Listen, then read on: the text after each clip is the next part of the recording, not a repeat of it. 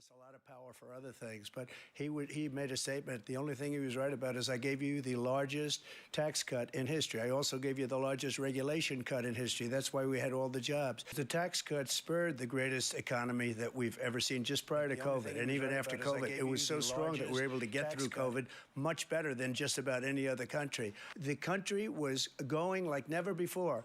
And we were ready to start paying down debt. We were ready to start using the liquid gold right under our feet, the oil and gas right under our feet. We were going to have something that nobody else has had. We got hit with COVID. We did a lot to fix it. I gave him an unbelievable situation with all of the therapeutics and all of the things that we came up with. We gave him something great. Professor Azari, there's been reporting that the former president's campaign staff wants him to do what he did in June tonight. That is, stick to policy. Why is that effective?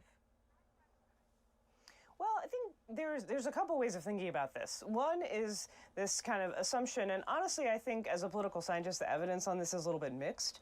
There's this idea that people are turned off when it's too negative, that people are turned off when it's too personal. It's not clear that that is actually true. It'd be great if it were, but there is some evidence. People like to be rallied to their team. I think what's going on there a bit is that Trump's campaign, his handlers are really wanting him to kind of frame the debate in terms of what people remember about his presidency that was good. And there were many things about the political environment that were quite calm and tranquil and good for people prior to the pandemic. That's a big asterisk, but there's public opinion that suggests that that's some of what people remember about Trump was strong economy, couple of pretty solid years in the United States. And obviously not everybody remembers it that way, but I think that's what they want to clue into and kind of stick to those policies, stick to that record, think about how to contrast it with Biden's record, rather than getting into some of the more personal attacks, rather than getting into some of the kind of areas where Trump might go down some venues that are harder to explain. It doesn't seem like some of the attacks on Vice President Harris's identity are landing very well. So it's a fine line between rallying your team, being a little funny, reminding people why they don't like the other side, and being overly personal, going into attacks that maybe don't map onto what voters are interested in or thinking about. Moving to the vice president, how would you describe her debate style? I would also kind of describe her style as a little bit confrontational, I think in a different way, but you can tell in the way she debates that she's a former attorney. You can tell that she's comfortable in that context, that she's not somebody who is trying to reconcile, trying to be jovial, trying to be calm, and sort of thinking about it in contrast with the way that Obama debated, the way that Biden debates. I think it's different. I think her comfort in a kind of context where she has an opponent, she's a clear opponent, she has a job she's trying to get done, I think that really comes out. She's not afraid to express an opinion that might really rile the person she's debating against. That's, I think that all comes through. Let's start with her 2020 debate, her first national debate, and that's when she squared off against the former president's vice president, Mike Pence. The moment that people point to is when the vice president was interrupting her. Let's watch. Senator Harris. Well, I mean, I thought we saw enough of it in last week's debate, but I think this is supposed to be a debate based on fact and truth. And the truth and the fact is Joe Biden has been very clear. He will not raise taxes on anybody who makes less than $400,000 a year. He said he's going to repeal the Trump tax cuts. Mr. Vice President, I'm speaking. Well, wait. I'm speaking. It'd be important if you said the truth. Joe Biden said twice in the debate last week that he's going to repeal the Trump tax cuts. That was tax cuts that gave the average working family $2,000 in a tax break every single year. Senator, that is absolutely not true. Is he only going to repeal part of the Trump tax cuts? If you don't mind letting me finish, we can then have a conversation, okay? Please. Okay. Joe Biden will not raise taxes on anyone who makes less than $400,000 a year. He has been very clear about that. Joe Biden will not end fracking. He has been very clear about that. Professor Azari, with a smile on her face, she said, "I'm speaking." to the vice president. And it was noted in Semaphor's reporting today that she said, "I'm speaking 6 times in 90 minutes during that debate." Was it effective? I mean, people are still talking about it. And certainly, I think, you know, when we have these debates, not dissimilar to what we just saw with the other candidate, it's not the things that they say, and particularly these confrontational styles, not going to work for everybody. So this is not a style that's intended necessarily to win over skeptics, but it was such an interesting moment because every professional woman who's been in a professional meeting kind of knows that feeling of being interrupted, and she just leaned into it. She just owned it.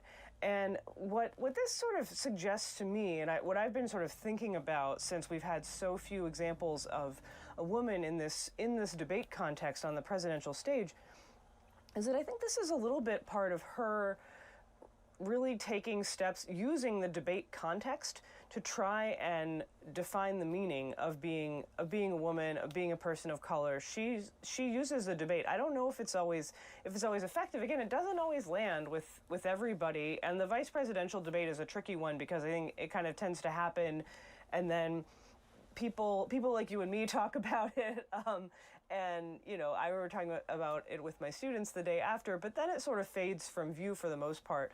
I do think the fact that we are still talking about this, though, is very much about gender, and is very much her effort to frame what her gender in this context, in this historic context, means.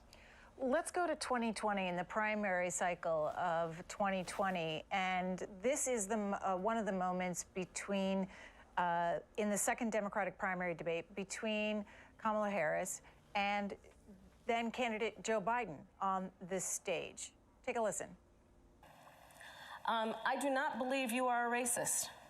And I agree with you when you commit yourself to the importance of finding common ground.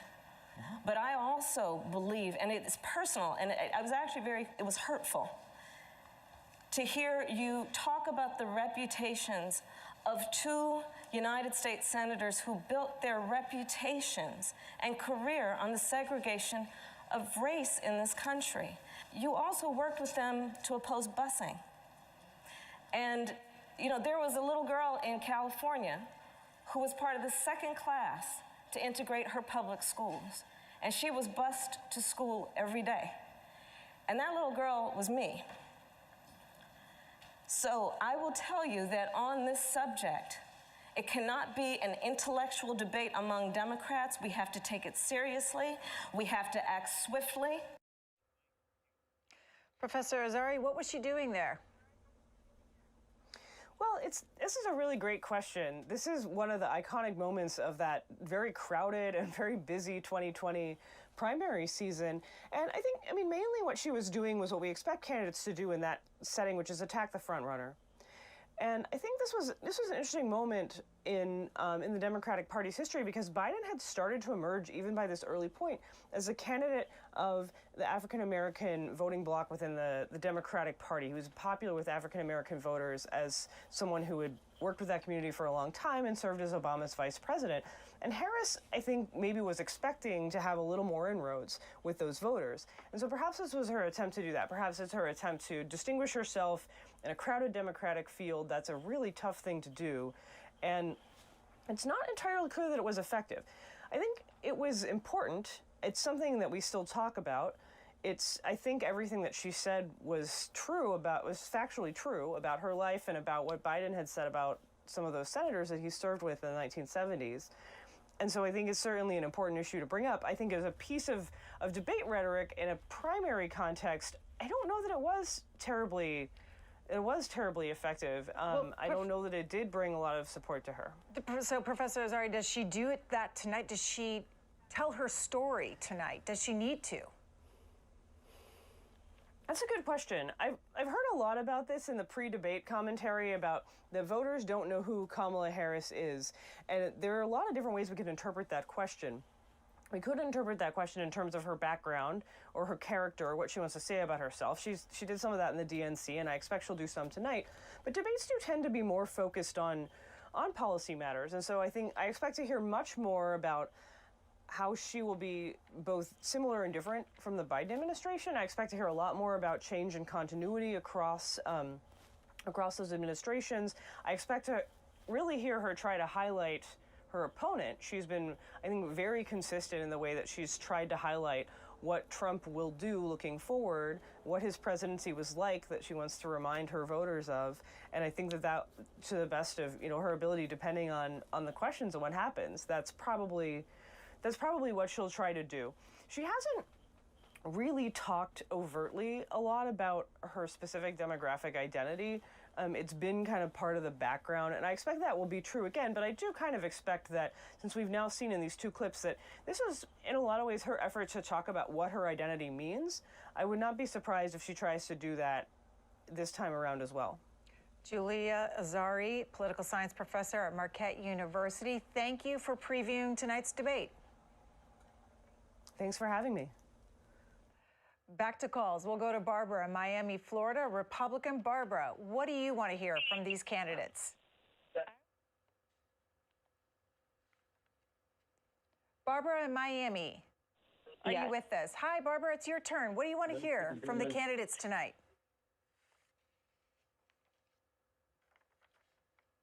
All right, Barbara, I'm going to move on. Robbie in Converse, Texas. Hi, Robbie. Hello. Robbie, who do you support in this presidential election? He won't even be on the stage. His name is Chase Oliver, Libertarian candidate. Okay, we had him on the Washington Journal here on C-SPAN. Good for y'all. Thank you. Thank you very much. And so will you watch tonight?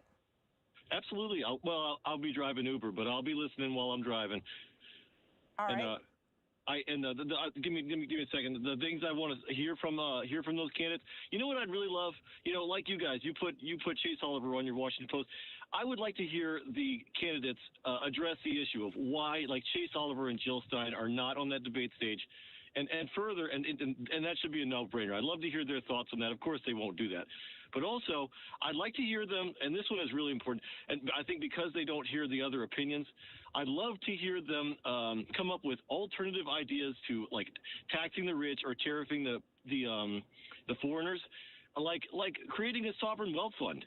I hate to give the two-party system a good advice, but I'd love to hear them come up with a sovereign wealth system that could rival, some of the other countries in the world that are gaining a lot of power, a lot of money, finances to be able to do things that the two-party system would like to do in this country, like free health care and free college, and to not use the wealth of the wealthy or the foreigners to try to accomplish those goals. All right, Robbie. We also had Jill Stein on the Washington Journal the same day that we had the Libertarian candidate.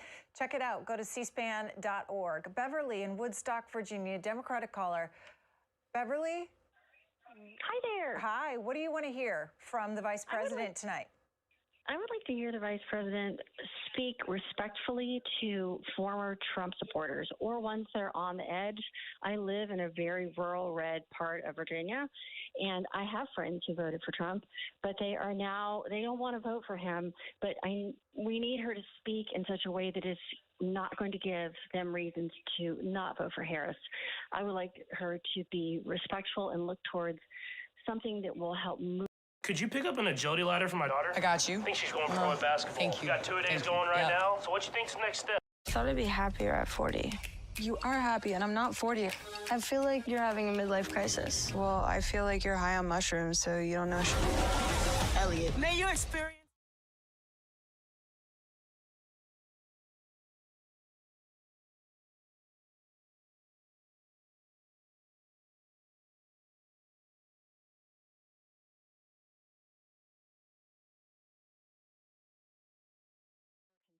voting for her. And so I think Harris has to be really careful in a community like mine.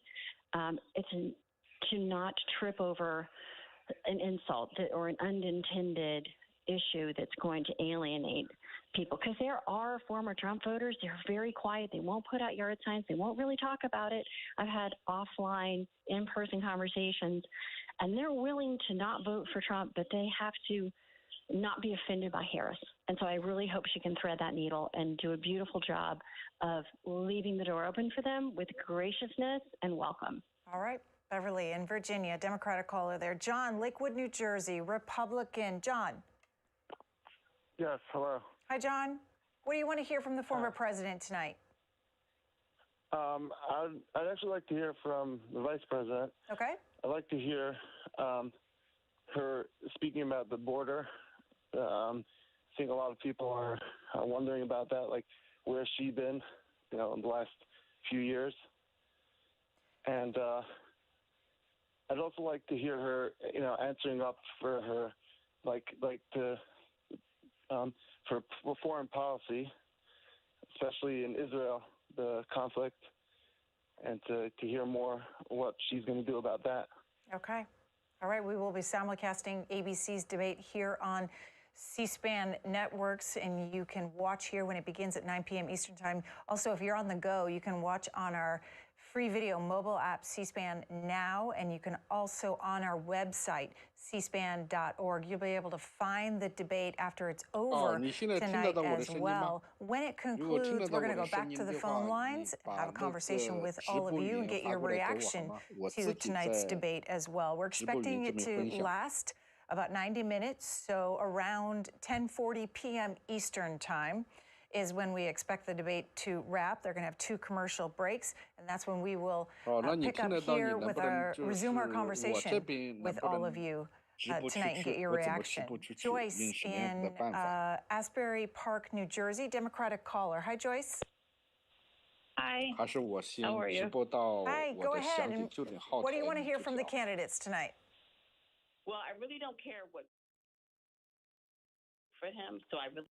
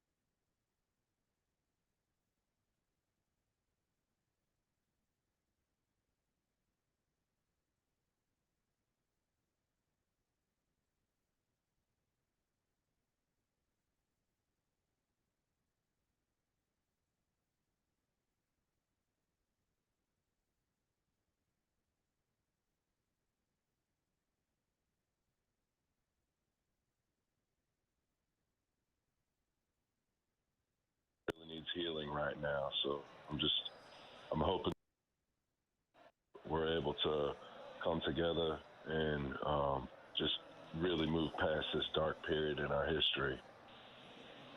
All right, Kevin in Virginia, Republican. Thorne in California, Democratic caller. Let's hear from you next. Hi, how are you? Doing well. What do you want to hear tonight during this debate? Well, I don't think that we should have the standard where Kamala has to be perfect. And it's primetime TV. I'm just excited to see her take down Trump and have it be just a really great prosecution of all that he hasn't achieved in his life. You call it primetime TV. What do you mean? I mean, I'm waiting for the next season of House of the Dragon, and this is the next best thing. Okay. Well, take a look at New York Times headline by their media reporter today, predicting the debate ratings. Super Bowl? Nah. Seinfeld finale? Maybe. And this is what he writes about tonight's debate. The record for a presidential debate is 84 million viewers for the first meeting in 2016 between Hillary Clinton and Mr. Trump. So Tuesday's bout between Ms. Harris and Mr. Trump, which will be simulcast on nearly every major network, could theoretically draw an audience akin to that of the final episodes of Seinfeld, 76.3 million, and Cheers, which was 80 million. Mr. Trump's presence alone suggests a large audience will tune in. He has participated in 3 of the 4 most watched general election debates since 1976. The Hollywood Reporter, with the ratings numbers for the June debate of this election cycle, when it was the former president against President Joe Biden, the ratings of that debate drew 51 million viewers, way below the 2020 numbers, which saw closer to around 73 million in 2020. So a big audience expected for tonight's ABC debate, and we will be simulcasting here on the C-SPAN networks. Glenn in Union, Kentucky, Republican. Glenn. Hello. Hi, Glenn. I wanted to call because I am in support of Trump, and I am been in support of Trump since the very first time he ran in 2016. And the reason why we originally 刚刚是有网友在六道聊天区说我的声音可以不支持了，那非常好。那我是不是做类似于同声翻译也可以？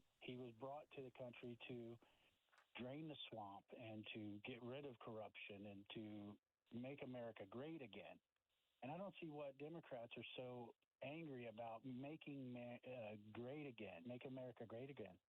You know, they're so against it for some reason. I don't get that. All right. Glenn there in Union, Kentucky. C-SPAN caught up with people on the streets about tonight's debate and what they wanted to hear from the candidates. Take a look at some of the answers we got.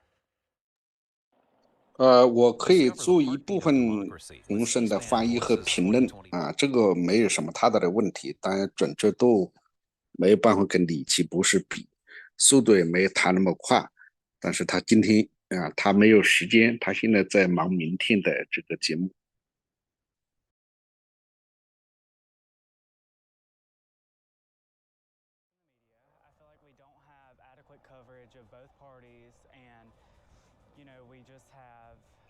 我们还是放这个英文的原声为主啊，我偶尔在旁边加上一些话啊，或者说节目直播之后，我会讲更多，看看哪一种方式。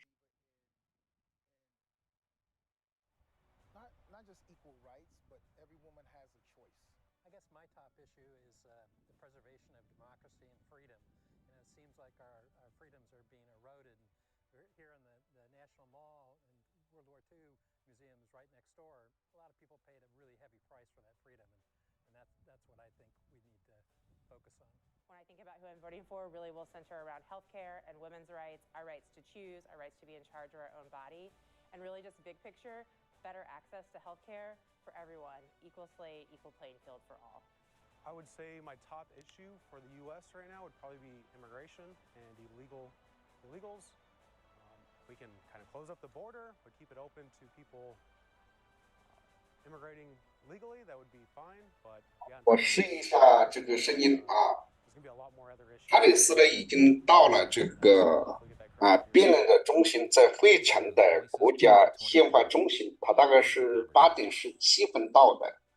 那么一些记者跟他随同最近几天呢，就是星期一来就是这个哈里斯一直待在这个宾州的另外一个城市匹兹堡大家应该非常的熟悉美国的钢铁中心，也是美国的工业的城市在那个地方待了这个现在已经星期一到现在也没有多长时间吧，今天在星期二嘛周一以来几天时间在这准备这样一场这个演习这个预演。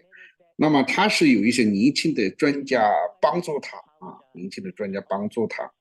那么相对于川普不太一样，川普好像是今天下午就昨天还是今天就到了这个会城，川普的一些专业人士也是跟他提供这个意见。专业人士现在最担心的就是川普不听这个专业人士的意见，因为他经历已经很丰富，参加过很多的这个总统的这个辩论，所以不需要别人给他这个指点当然，这一次对川普如果失控的话，也是有一个好处，就是呢，如果他没有发言的权利的时候啊，这个麦克风是关闭的，这样一个好处呢，就是控制了这个川普的这个失控。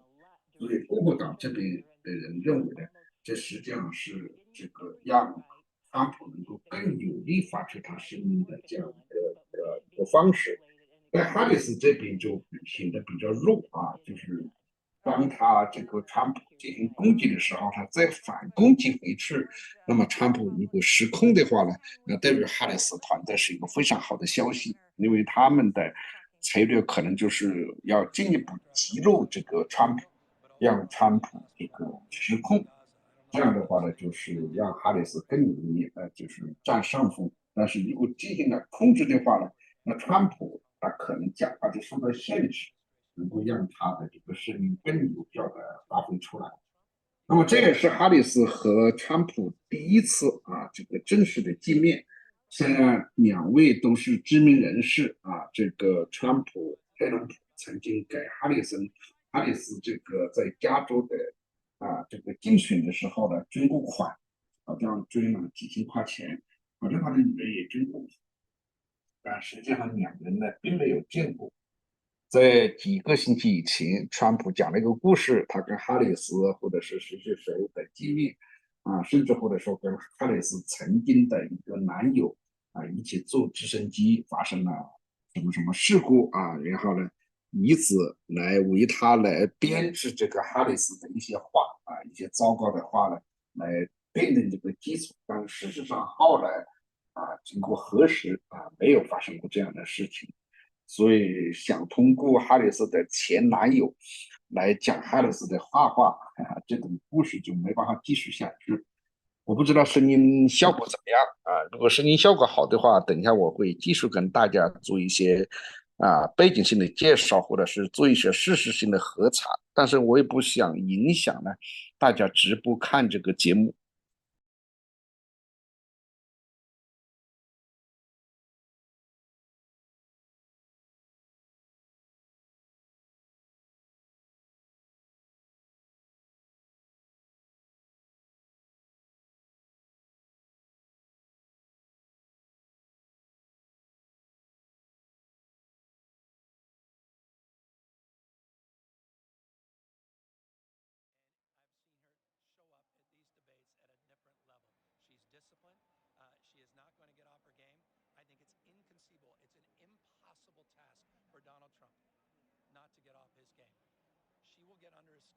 And by the way, her name is Kamala Harris, not Kamala. And when Kamala Harris shows up, I think she's going to show up at the handshake. And I think at that handshake, you're going to see something very different from the outset of this debate. If I'm Donald Trump, I would look out. They've never met. He's about to experience something many of us have experienced and seen in the American people, and world leaders will see a toughness, a character, integrity, someone who's disciplined.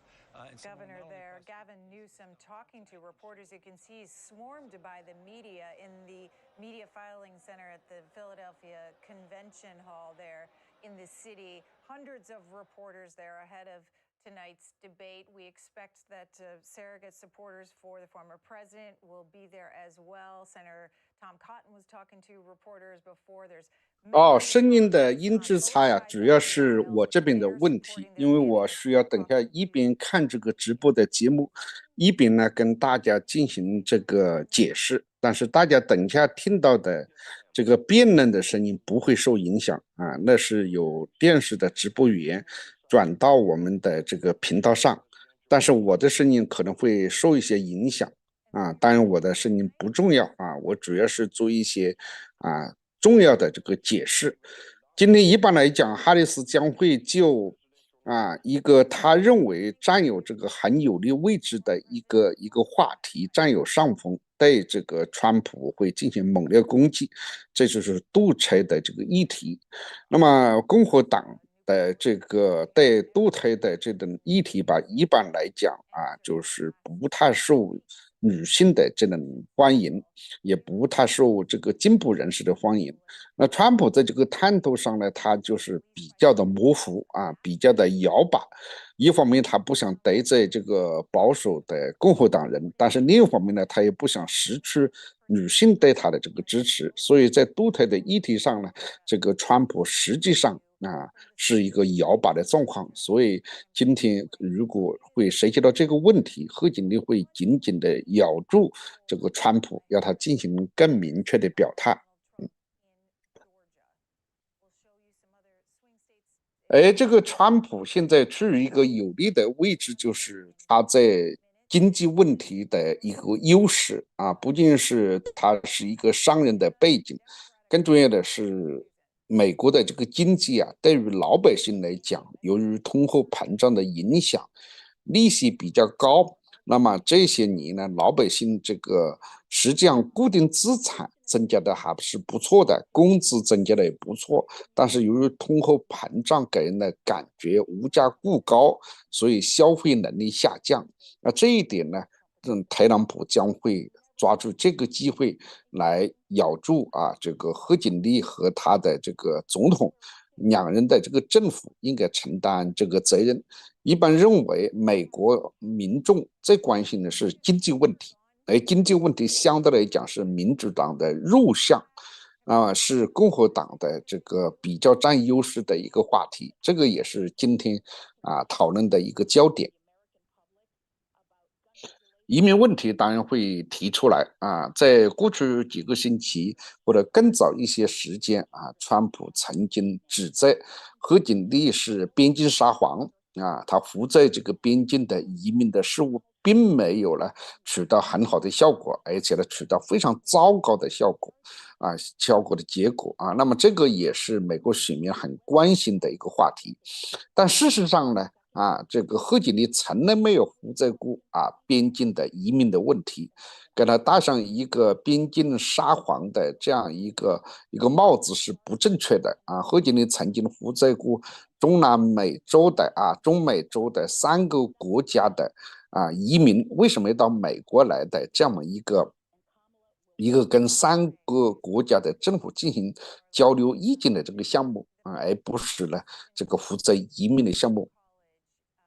但是移民现在在这个数据来看，最近是得到了一定程度的这个控制。那么这个是不是会成为今天特朗普在继续攻击这个贺锦丽的其中一个话题，也是值得观察的。一般认为在这样一个辩论中间事实当然是由专业人士和媒体会进行核实，但是呢，在现场来讲，更多的人不会就看事实核实，而是看现场的这个效果。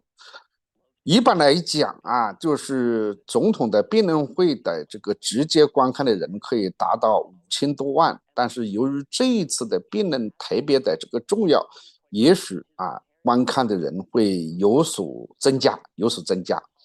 我们明天看到的数字也许可以证明这一点，或者等一下也许有数据出来应该会超过了5000多万。从历史的记录来看总统的这个电视辩论对这个选举选情没有非常大的这个关键性的影响。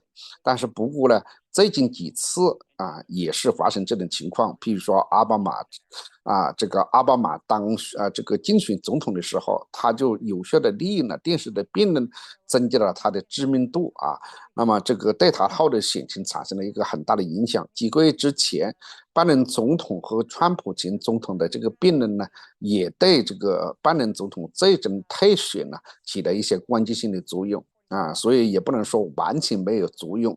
但是呢，美国的选民的结构是比较固定的要通过一场辩论来产生根本性的变化不太可能那么还有几分钟很快就会开始了这样一个辩论呢，没有这个太多的开场白，太多的这个前台戏的这个表演，很快就会直接的进入到辩论的这个环节。People's voices on both sides. I mean, the reason I'm watching the debate this evening, I am a Republican. I do plan to vote for Donald Trump.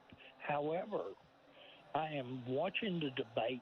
I want to hear policy on both sides. I had planned to vote for Jimmy Carter years ago, and when I changed my mind was the night before I voted, when the economic report came out, and it continued to trend down. So, I have not yet totally made up my mind, even though I am a Republican. I'm an American first. So, Tony, could the vice president convince you to vote for her? And if so, how? She could, if she shares policy. All of the stuff that they have been pushing, the liberal agenda, as far as the electric vehicles. I have a brother, and his neighbor has one, and he could fill up his vehicle 4 times a month for what it cost him to charge his vehicle one time. He said his electric bill, his totally electric vehicle, is absolutely bankrupting them. And so pushing for these policies, I want to hear more mainstream policy. Okay, so Tony, do you believe that New York Times poll that we showed you is accurate then? Essentially a tie in your state? I believe so. There are very red areas and there are very blue areas. And most of the blue areas are the more heavily populated. But I do think North Carolina is up in the air. Okay. And that is Tony, I want to show you and others that it's not just this New York Times poll, Washington Post poll, and this tweeted out by the Washington Post reporter, showing that small changes in their polling model, North Carolina moves from a small lead from the former president to a tie. 这一次的这个辩论，只要执行一个场景，对选举就有比较大的影响。就是任何一方犯下很难以逆转的错误，那就是会大的影响。如果双方都是表现的差不多，那么呢，对这个选举的影响就比较小一点。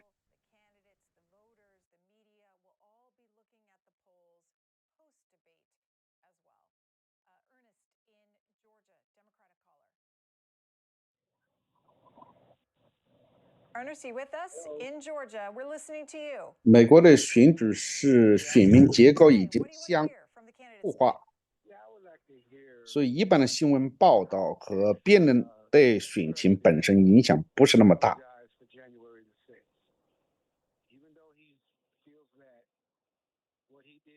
right, I'm going to leave it there. The ABC debate is beginning. We'll take you there now. A historic race for president upended just weeks ago. President Biden withdrawing after his last debate. Donald Trump now up against a new opponent. The candidates separated by the smallest of margins, essentially tied in the polls nationally and in the key battlegrounds, including right here in Pennsylvania, all still very much in play. The ABC News presidential debate starts right now.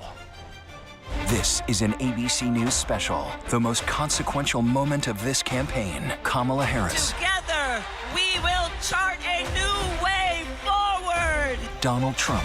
We will soon be a great nation again. Face to face. Historic. The ABC News presidential debate. Here now, David Muir and Lindsay Davis. Good evening, I'm David Muir, and thank you for joining us for tonight's ABC News presidential debate. We want to welcome viewers watching on ABC and around the world tonight. Vice President Kamala Harris and President Donald Trump are just moments away from taking the stage in this unprecedented race for president. And I'm Lindsay Davis. Tonight's meeting could be the most consequential event of their campaigns, with Election Day now less than 2 months away. For Vice President Kamala Harris, this is her first debate since President Biden withdrew from the race on July 21st. Of course, that decision followed his debate debate against President Donald Trump in June. Since then, this race has taken on an entirely new dynamic. And that brings us to the rules of tonight's debate. 90 minutes with 2 commercial breaks. No topics or questions have been shared with the campaigns. The candidates will have 2 minutes to answer questions, and this is the clock. That's what they'll be seeing. 2 minutes for rebuttals and 1 minute for follow-ups, clarifications, or responses. Their microphones will only be turned on when it's their turn to speak. No pre-written notes allowed. There is no audience here tonight in this hall at the National Constitution Center. This is an intimate setting for 2 candidates who have never met. 那么对于贺锦丽的这边来讲，最重要的就是要记录这个川普，让川普失政失控现在节目应该马上就开始了。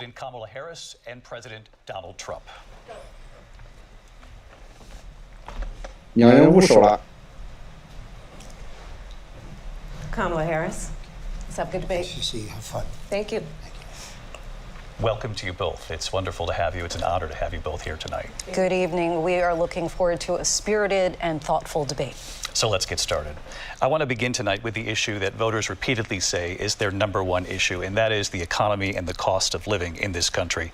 Vice President Harris, you and President Trump were elected 4 years ago, and your opponent on the stage here tonight often asks his supporters, are you better off than you were 4 years ago? When it comes to the economy, do you believe Americans are better off than they were 4 years ago? So I was raised as a middle-class kid. And I am actually the only person on this stage who has a plan that is about lifting up the middle class and working people in America. I believe in the ambition, the aspirations, the dreams of the American people. And that is why I imagine and have actually a plan to build what I call an opportunity economy. Because here's the thing. We know that we have a shortage of homes and housing, and the cost of housing is too expensive for far too many people. We know that young families need support to raise their children, and I intend on extending a tax cut for those families of $6,000, which is the largest child tax credit that we have given in a long time, so that those young families can afford to buy a crib, buy a car seat, buy clothes for their children. My passion, one of them, is small businesses. My mother raised my sister and me, but there was a woman who helped raise us. We call her our second mother. She was a small business owner. I love our small businesses. My plan is to give a $50,000 tax deduction to start up small businesses, knowing they are part of the backbone of America's economy. My opponent, on the other hand, his plan is to do what he has done before, which is to provide a tax cut for billionaires and big corporations, which will result in $5 trillion to America's deficit. My opponent has a plan that I call the Trump's sales tax, which would be a 20% tax on everyday goods that you rely on to get through the month. Economists have said that Trump's sales tax would actually result for middle-class families in about $4,000 more a year, because of his policies and his ideas about what should be the backs of middle-class people paying for tax cuts for billionaires. President Trump, I'll give you 2 minutes. First of all, I have no sales tax. That's an incorrect statement. She knows that. We're doing tariffs on other countries. Other countries are going to finally, after 75 years, pay us back for all that we've done for the world. And the tariff will be substantial in some cases. I took in billions and billions of dollars, as you know, from China. In fact, they never took the tariff off because there was so much money they can't. It would totally destroy everything that they've set out to do. They're taking in billions of dollars from China and other places. They've left the tariffs on. When I had it, I had tariffs, and yet I had no inflation. Look, we've had a terrible economy because inflation which is really known as a country buster, breaks up countries. We have inflation like very few people have ever seen before, probably the worst in our nation's history. We were at 21%, but that's being generous because many things are 50, 60, 70, and 80% higher than they were just a few years ago. This has been a disaster for people, for the middle class, but for every class. On top of that, we have millions of people pouring into our country from prisons and jails, from mental institutions and insane asylums, and they're coming in and they're taking jobs that are occupied right now by African Americans and Hispanics, and also unions. Unions are going to be affected very soon. And you see what's happening. You see what's happening with towns throughout the United States. You look at Springfield, Ohio. You look at Aurora in Colorado. They are taking over the towns. They're taking over buildings. They're going in violently. These are the people that she and Biden led into our country. And they're destroying our country. They're dangerous. They're at the highest level of criminality. And we have to get them out. We have to get them out fast. I created one of the greatest economies in the history of our country. I'll do it again and even better. We are going to get to immigration and border security during this debate, but I would like to let Vice President Harris respond on the economy here. Well, I would love to. Let's talk about what Donald Trump left us. Donald Trump left us the worst unemployment since the Great Depression. Donald Trump left us the worst public health epidemic in a century. Donald Trump left us the worst attack on our democracy since the Civil War. And what we have done is clean up Donald Trump's mess. What we have done and what I intend to do is build on what we know are the aspirations and the hopes of the American people. But I'm going to tell you all in this debate tonight, you're going to hear from the same old tired playbook, a bunch of lies, grievances, and name-calling. What you're going to hear tonight is a detailed and dangerous plan called Project 2025 that the former president intends on implementing if he were elected again. I believe very strongly that the American people want a president who understands the importance of bringing us together, knowing we have so much more in common than what separates us. And I pledge to you to be a president for all Americans. President Trump, will give you a minute here to respond. Number one, I have nothing to do, as you know, and as she knows better than anyone, I have nothing to do with Project 2025. That's out there. I haven't read it. I don't want to read it purposely. I'm not going to read it. This was a group of people that got together. They came up with some ideas, I guess some good, some bad. But it makes no difference. I have nothing to do. Everybody knows I'm an open book. Everybody knows what I'm going to do. Cut taxes very substantially and create a great economy like I did before. We had the greatest economy. We got hit with a pandemic. And the pandemic was not since 1917, where 100 million people died, has there been anything like it. We did a phenomenal job with the pandemic. We handed them over a country where the economy and where the stock market was higher than it was before the pandemic came in.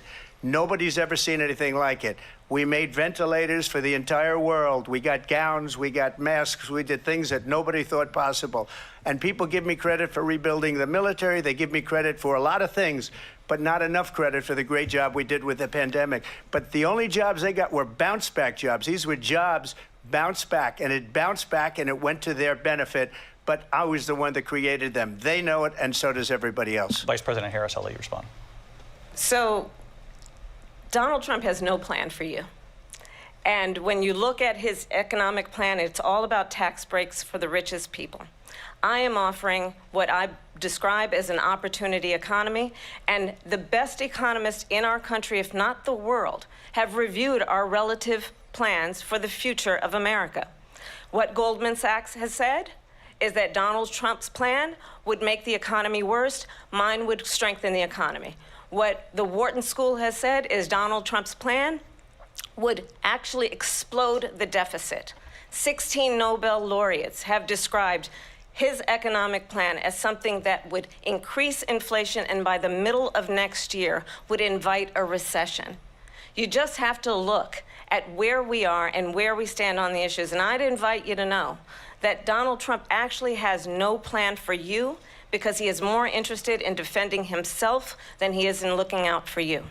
That's just a soundbite. They gave her that to say. Look, I went to the Wharton School of Finance, and many of those professors, the top professors, think my plan is a brilliant plan. It's a great plan. It's a plan that's going to bring up our worth, our value as a country. It's going to make people want to be able to go and work and create jobs and create a lot of good, solid money for our country. And just to finish off, she doesn't have a plan. She copied Biden's plan, and it's like 4 sentences, like run, spot, run. 4 sentences that are just, oh, we'll try and lower taxes. She doesn't have a plan. Take a look at her plan. She doesn't have a plan. Mr. President, I do want to drill down on something you both brought up. The Vice President brought up your tariffs. You responded, and let's drill down on this, because your plan is what she calls is essentially a national sales tax. Your proposal calls for tariffs, as you pointed out here, on foreign imports across the board. You recently said that you might double your plan, imposing tariffs up to 20% on goods coming into this country. As you know, many economists say that with tariffs at that level, costs are then passed on to the consumer. Vice President Harris has argued it'll mean higher prices on gas, food, clothing, medication, arguing it costs the typical family nearly $4,000 a year. Do you believe Americans can afford higher prices because of tariffs? They're not going to have higher prices. What's going to have and who's going to have higher prices is China and all of the countries that have been ripping us off for years. I was the only president ever. China was paying us hundreds of billions of dollars, and so were other countries. And, you know, if she doesn't like them, they should have gone out and they should have immediately cut the tariffs. But those tariffs are there 3.5 years now under their administration. We are going to take in billions of dollars, hundreds of billions of dollars. I had no inflation, virtually no inflation. They had the highest inflation perhaps in the history of our country, because I've never seen a worse period of time. People can't go out and buy cereal or bacon or eggs or anything else. The people of our country are absolutely dying with what they've done. They've destroyed the economy. And all you have to do is look at a poll. The polls say 80 and 85 and even 90% that the Trump economy was great, that their economy was terrible. Vice President Harris, I do want to ask for your response, and you heard what the president said there, because the Biden administration did keep a number of the Trump tariffs in place. So how do you respond? Well, let's be clear that the Trump administration resulted in a trade deficit, one of the highest we've ever seen in the history of America.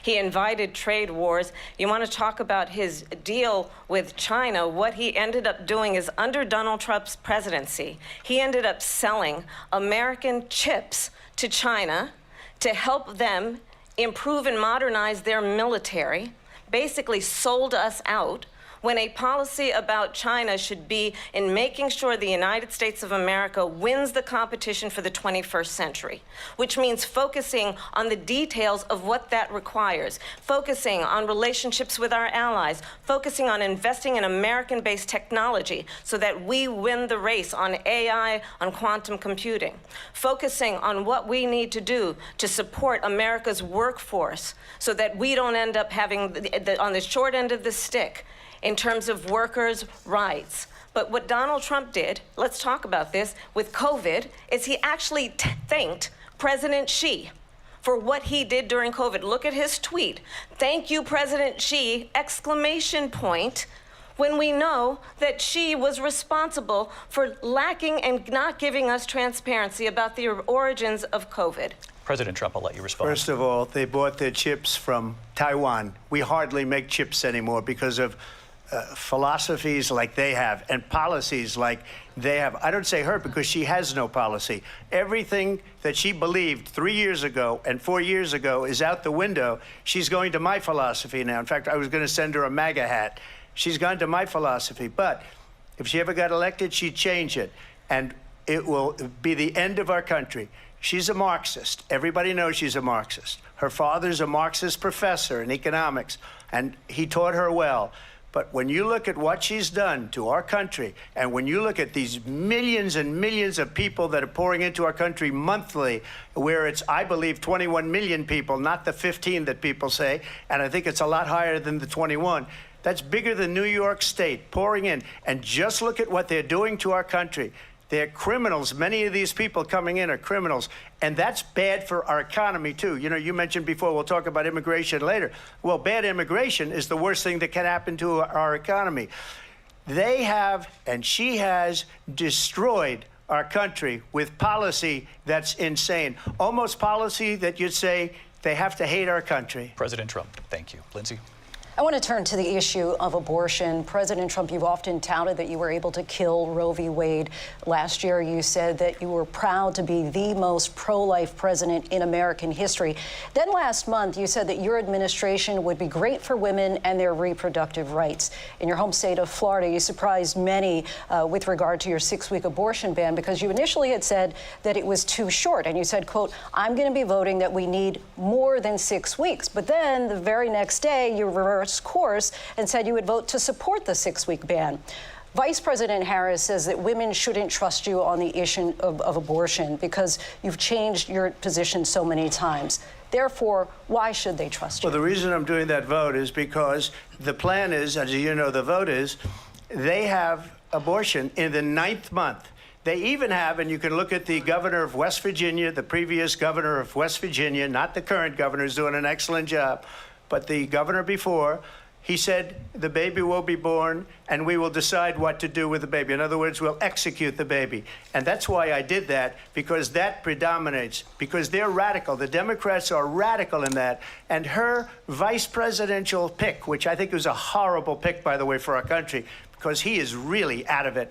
But her vice presidential pick says abortion in the 9th month is absolutely fine. He also says execution after birth. It's execution, no longer abortion, because the baby is born, is okay.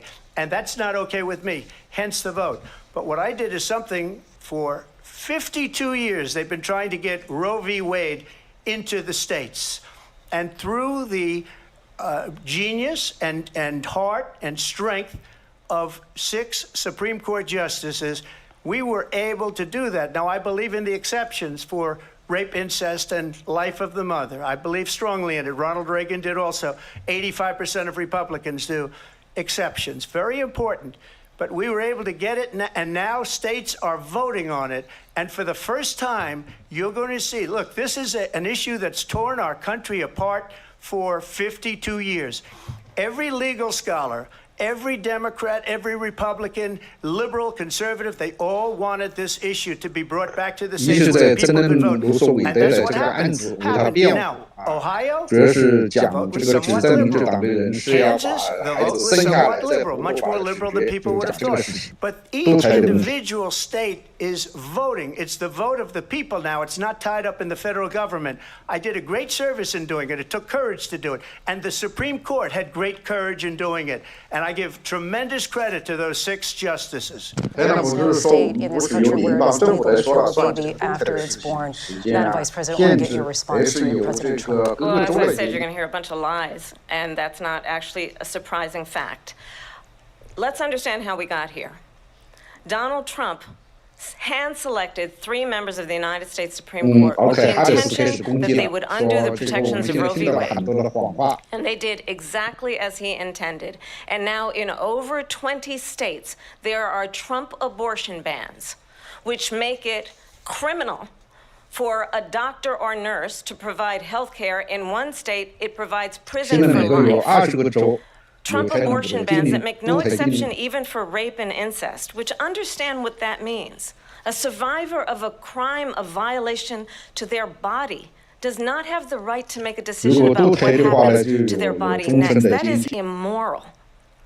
And one does not have to abandon their faith or deeply held beliefs to agree. The government, and Donald Trump certainly, should not be telling a woman what to do with her body. I have talked with women around our country.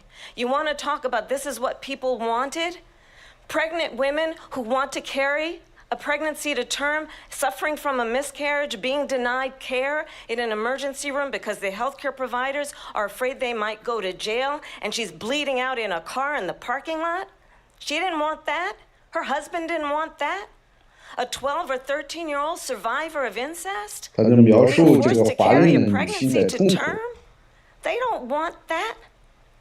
And I pledge to you, when Congress passes a bill to put back in place the protections of Roe v. Wade, as President of the United States, I will proudly sign it into law. But understand, if Donald Trump were to be reelected, he will sign a national abortion ban. Understand, in his Project 2025, there would be a national abortion, a monitor that would be monitoring your pregnancies, your miscarriages.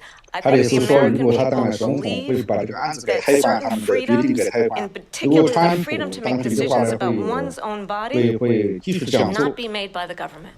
Thank you, Vice President Harris. Well, there she goes again. It's a lie. I'm not signing a ban, and there's no reason to sign a ban, because we've gotten what everybody wanted.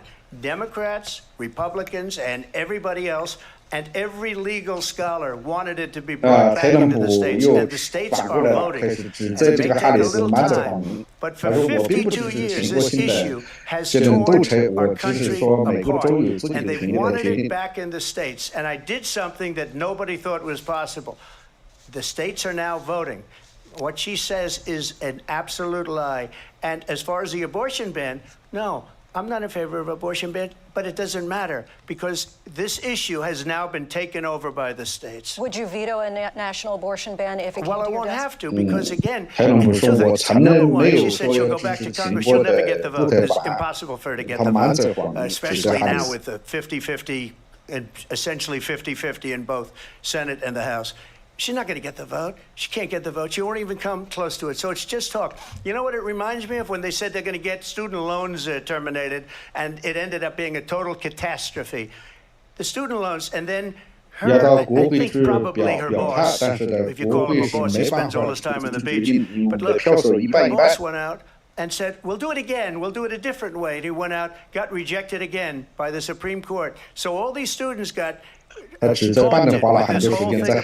whole idea, and how unfair that would have been. Part of the reason they lost to the millions and millions of people that had to pay off their student loans. They didn't get it for free, but they were saying it's the same way that they talked about that they talk about abortion. But if I could just get a yes or no, because your running mate, J.D. Vance, has said that you would veto it if it did come to your desk. Well, I didn't discuss it with J.D. In all fairness, J.D., and I don't mind if he has a certain view, but I think he was speaking for me, but I really didn't. Look, we don't have to discuss it because she'd never be able to get it, just like she couldn't get student loans. They couldn't get student loans. They didn't even come close to getting student loans. They taunted young people and a lot of other people that had loans. They can never get this approved. So it doesn't matter what she says about going to Congress. Well, wonderful. Let's go to Congress. Do it. But the fact is that for years they wanted to get it out of Congress and out of the federal government, and we did something that everybody said couldn't be done. And now you have a vote of the people on abortion. Vice President Harris, I want to give you your time to respond, but I do want to ask, would you support any restrictions on women's right to an abortion? I absolutely support reinstating the protections of Roe v. Wade, and as you rightly mentioned, nowhere in America is a woman carrying a pregnancy to term and asking for an abortion. That is not happening. It's insulting to the women of America. And understand what has been happening under Donald Trump's abortion bans. Couples who pray and dream of having a family are being denied IVF treatments. What is happening in our country? Working people, working women who are working 1 or 2 jobs, who can barely afford childcare as it is, have to travel to another state to get on a plane sitting next to strangers to go and get the health care she needs. Barely can afford to do it, and what you are putting her through is unconscionable.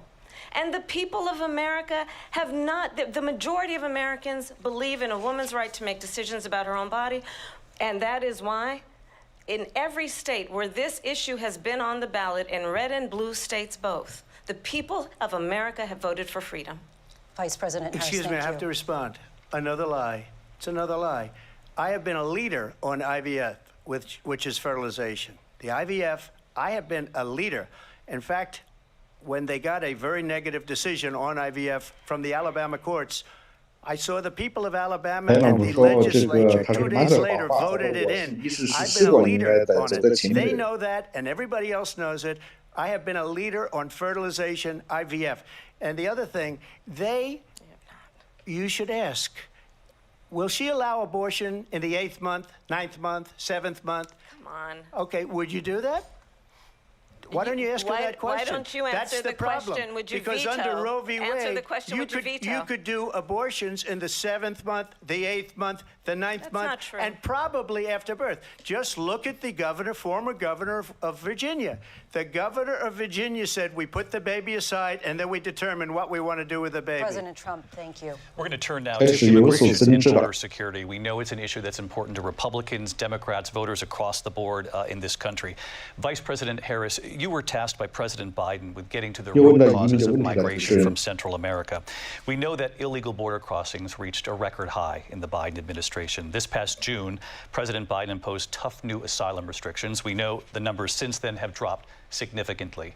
But my question to you tonight is, why did the administration wait until 6 months before the election to act? And would you have done anything differently from President Biden on this? So I'm the only person on this stage who has prosecuted transnational criminal organizations for the trafficking of guns, drugs, and human beings. And let me say that the United States Congress, including some of the most conservative members of the United States Senate, came up with a border security bill, which I supported. And that bill would have put 1,500 more border agents on the border to help those folks who are working there right now overtime, trying to do their job. It would have allowed us to stem the flow of fentanyl coming into the United States. I know there are so many families watching tonight who have been personally affected by the surge of fentanyl in our country. That bill would have put more resources to allow us to prosecute transnational criminal organizations for trafficking in guns, drugs, and human beings. But you know what happened to that bill? Donald Trump got on the phone, called up some folks in Congress, and said, kill the bill. And you know why? Because he'd prefer to run on a problem instead of fixing a problem. And understand, this comes at a time where the people of our country actually need a leader who engages in solutions, who actually addresses the problems at hand. But what we have in the former president is someone who would prefer to run on a problem instead of fixing a problem. And I'll tell you something, he's going to talk about immigration a lot tonight, even when it's not the subject that is being raised. And I'm going to actually do something really unusual, and I'm going to invite you to attend one of Donald Trump's rallies, because it's a really interesting thing to watch. You will see during the course of his rallies, he talks about fictional characters like Hannibal Lecter. He will talk about windmills cause cancer. And what you will also notice is that people start leaving his rallies early out of exhaustion and boredom. And I will tell you, the one thing you will not hear him talk about is you. You will not hear him talk about your needs, your dreams, and your desires. And I'll tell you, I believe you deserve a president who actually puts you first, and I pledge to you that I will. Vice President Harris, thank you. President Trump, on that point, I want to get your response. Let me just ask, though, why did you try to kill that bill, and successfully so, that would have put thousands of additional agents and officers on the border? First, let me respond to the rallies. She said people start leaving. People don't go to her rallies. There's no reason to go. And the people that do go, she's bussing them in and paying them to be there, and then showing them in a different light. So she can't talk about that. People don't leave my rallies. We have the biggest rallies, the most incredible rallies in the history of politics. That's because people want to take their country back. Our country is being lost. We're a failing nation. And it happened 3.5 years ago. And what's going on here, you're going to end up in World War III, just to go into another subject. What they have done to our country by allowing these millions and millions of people to come into our country, and look at what's happening to the towns all over the United States. And a lot of towns don't want to talk. It's not going to be Aurora or Springfield. A lot of towns don't want to talk about it because they're so embarrassed by it. In Springfield, they're eating the dogs, the people that came in. They're eating the cats. They're eating the pets of the people that live there. And this is what's happening in our country, and it's a shame. As far as rallies are concerned, as far as the reason they go is they like what I say. They want to bring our country back. They want to make America great again. It's a very simple phrase, make America great again. She's destroying this country, and if she becomes president, this country doesn't have a chance of success. Not only success, we'll end up being Venezuela on steroids. I just want to clarify here. You bring up Springfield, Ohio, and ABC News did reach out to the city manager there. He told us there had been no credible reports of specific claims of pets being harmed, injured, or abused by individuals within the immigrant community. Well, I've seen people on television. Let me just say here, this is the people on television say my dog was taken and used for food. So maybe he said that, and maybe that's a good thing to say for a city manager. I'm not taking this from television. But the people on television saying their dog was eaten by the people that went there. Again, the Springfield city manager says there's no evidence of that. Vice President Harris, I'll let you respond to the rest of what you've heard. You talk about extreme. you know, this is, I think, one of the reasons why in this election I actually have the endorsement of 200 Republicans who have formerly worked with President Bush, Mitt Romney, and John McCain, including the endorsement of former Vice President Dick Cheney and Congress member Liz Cheney. And if you want to really know the inside track on who the former president is, if he didn't make it clear already, just ask people who have worked with him. His former chief of staff, a four-star general, has said he has contempt for the Constitution of the United States. His former national security advisor has said he is dangerous and unfit.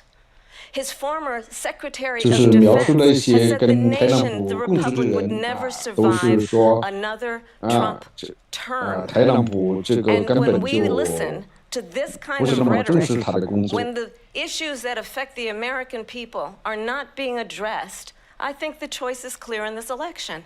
President Trump, I'll give you a quick minute to respond here. Thank you, because when I hear that, see, I'm a different kind of a person. I fired most of those people. Not so graciously. They did bad things or a bad job. I fired them. They never fired one person. They didn't fire anybody having to do with Afghanistan and the Taliban and the 13 people who were just killed, viciously and violently killed. And I got to know the parents and the family. They didn't fire. They should have fired all those generals, all those top people, because that was one of the most incompetently handled situations anybody has ever seen. So when somebody does a bad job, I fired him. You take a guy like Esper, he was no good, I fired him, so he writes a book. Another one writes a book, because with me they can write books, with nobody else can they? But they have done such a poor job, and they never fire anybody. Look at the economy. Look at the inflation. They didn't fire any of their economists. They have the same people. That's a good way not to have books written about you. But just to finish, I got more votes than any Republican in history by far. In fact, I got more votes than any president, sitting president, in history by far. Let me continue on immigration. It was what you wanted to talk about earlier, so let's get back to your deportation proposal that the vice president has reacted to as well. President Trump, you call this the largest domestic deportation operation in the history of our country. You say you would use the National Guard. You say if things get out of control, you'd have no problem using the U.S. military. Police, yes. You also said you would use local police. How would you deport 11 million undocumented immigrants? I know you believe that number is much higher. Take us through this. What does this look like? Will authorities be going door to door in this country? Yeah, it is much higher because of them. They allowed criminals, many millions of criminals. They allowed terrorists. They allowed common street criminals. They allowed people to come in, drug dealers, to come into our country. And they're now in the United States and told by their countries like Venezuela, don't ever come back or we're going to kill you. Do you know that crime in Venezuela and crime in countries all over the world is way down? You know why? Because they've taken their criminals off the street and they've given them to her to put into our country. And this will be one of the greatest mistakes in history for them to allow, and I think they probably did it because they think they're going to get votes, but it's not worth it. Because they're destroying the fabric of our country by what they've done. There's never been anything done like this at all. They've destroyed the fabric of our country. Millions of people let in, and all over the world, crime is down all over the world except here. Crime here is up and through the roof, despite their fraudulent statements that they made. Crime in this country is through the roof. And it's happening at levels that nobody thought possible. President Trump, as you know, the FBI says overall violent crime is actually coming down in this country. But Vice Excuse me, President the Harris, FBI they were defrauding statements. They didn't include the worst cities. They didn't include the cities with the worst crime. It was a fraud. Just like their number of 818,000 jobs that they said they created turned out to be a fraud. President Trump, thank you. I'll let you respond, Vice President Harris. Well, I think this is so rich, coming from someone who has been prosecuted for national security crimes, economic crimes, election interference, has been found liable for sexual assault, and his next big court appearance is in November at his own criminal sentencing.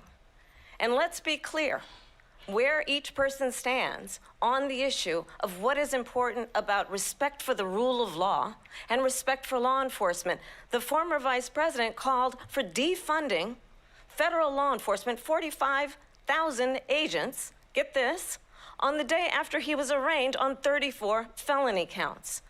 So let's talk about what is important in this race. It is important that we move forward, that we turn the page on this same old tired rhetoric and address the needs of the American people, address what we need to do about the housing shortage, which I have a plan for, address what we must do to support our small businesses, address bringing down the price of groceries. But frankly, the American people are exhausted with this same old tired playbook. Vice President Harris, thank you. Excuse me. Every one of those cases was started by them against their political opponent.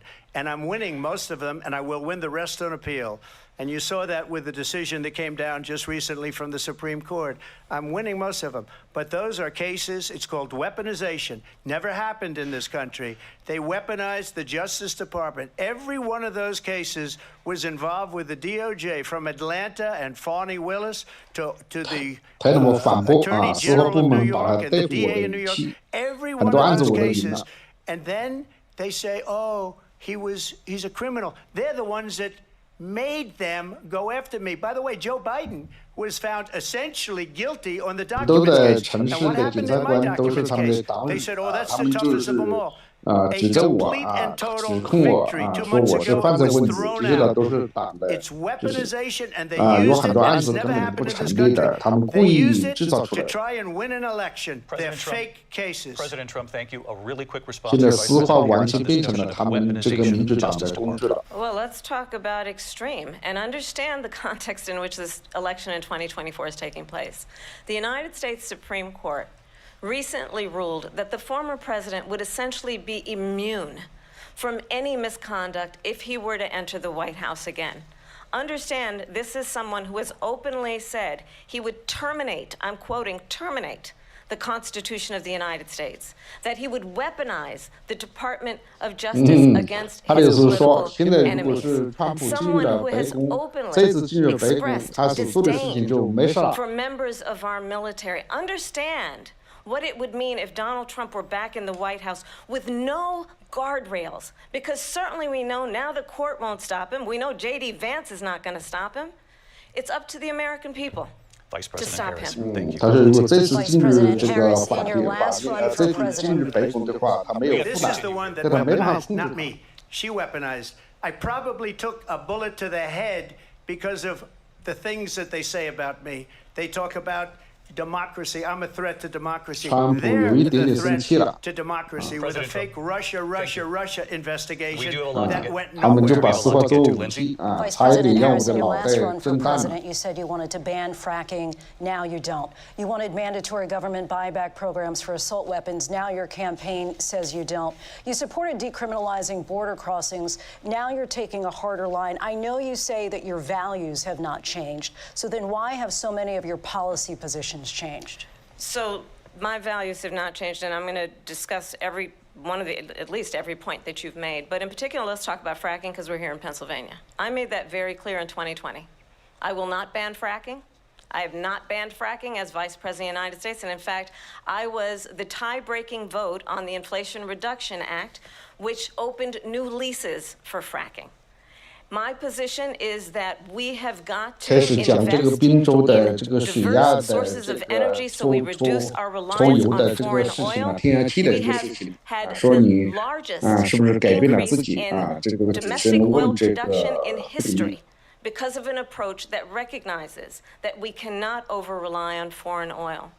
As it relates to my values, let me tell you, I grew up a middle-class kid raised by a hardworking mother who worked and saved and was able to buy our first home when I was a teenager. The values I bring to the importance of home ownership, knowing not everybody got handed $400 million on a silver platter and then filed bankruptcy 6 times, is a value that I bring to my work, to say we are going to work with the private sector and home builders to increase 3 million homes, increase by 3 million homes by the end of my first term. My work that is related to having a friend when I was in high school who was sexually assaulted by her stepfather. And my focus then on protecting women and children from violent crime is based on a value that is deeply grounded in the importance of standing up for those who are most vulnerable. My work that is about protecting Social Security and Medicare is based on long-standing work that I have done, protecting seniors from scams. My values have not changed. And what is important is that there is a president who actually brings values and a perspective that is about lifting people up and not beating people down and name-calling. The true measure of the leader is the leader who actually understands the strength is not in beating people down, it's in lifting people up. I intend to be that president. President Trump, your response? Well, first of all, I wasn't given $400 million. I wish I was. My father was a Brooklyn builder, Brooklyn, Queens, and a great father, and I learned a lot from him. But I was given a fraction of that, a tiny fraction, and I built it into many, many billions of dollars, many, many billions. And when people see it, they are even surprised. So we don't have to talk about that. Fracking, she's been against it for 12 years. Defund the police. She's been against that forever. She gave all that stuff up very wrongly, very horribly, and everybody's laughing at it, okay? They're all laughing at it. She gave up at least 12 and probably 14 or 15 different policies. Like, she was big on defund the police. In Minnesota, she went out, wait a minute, I'm talking now, if you don't mind, please. Does that sound familiar? She went out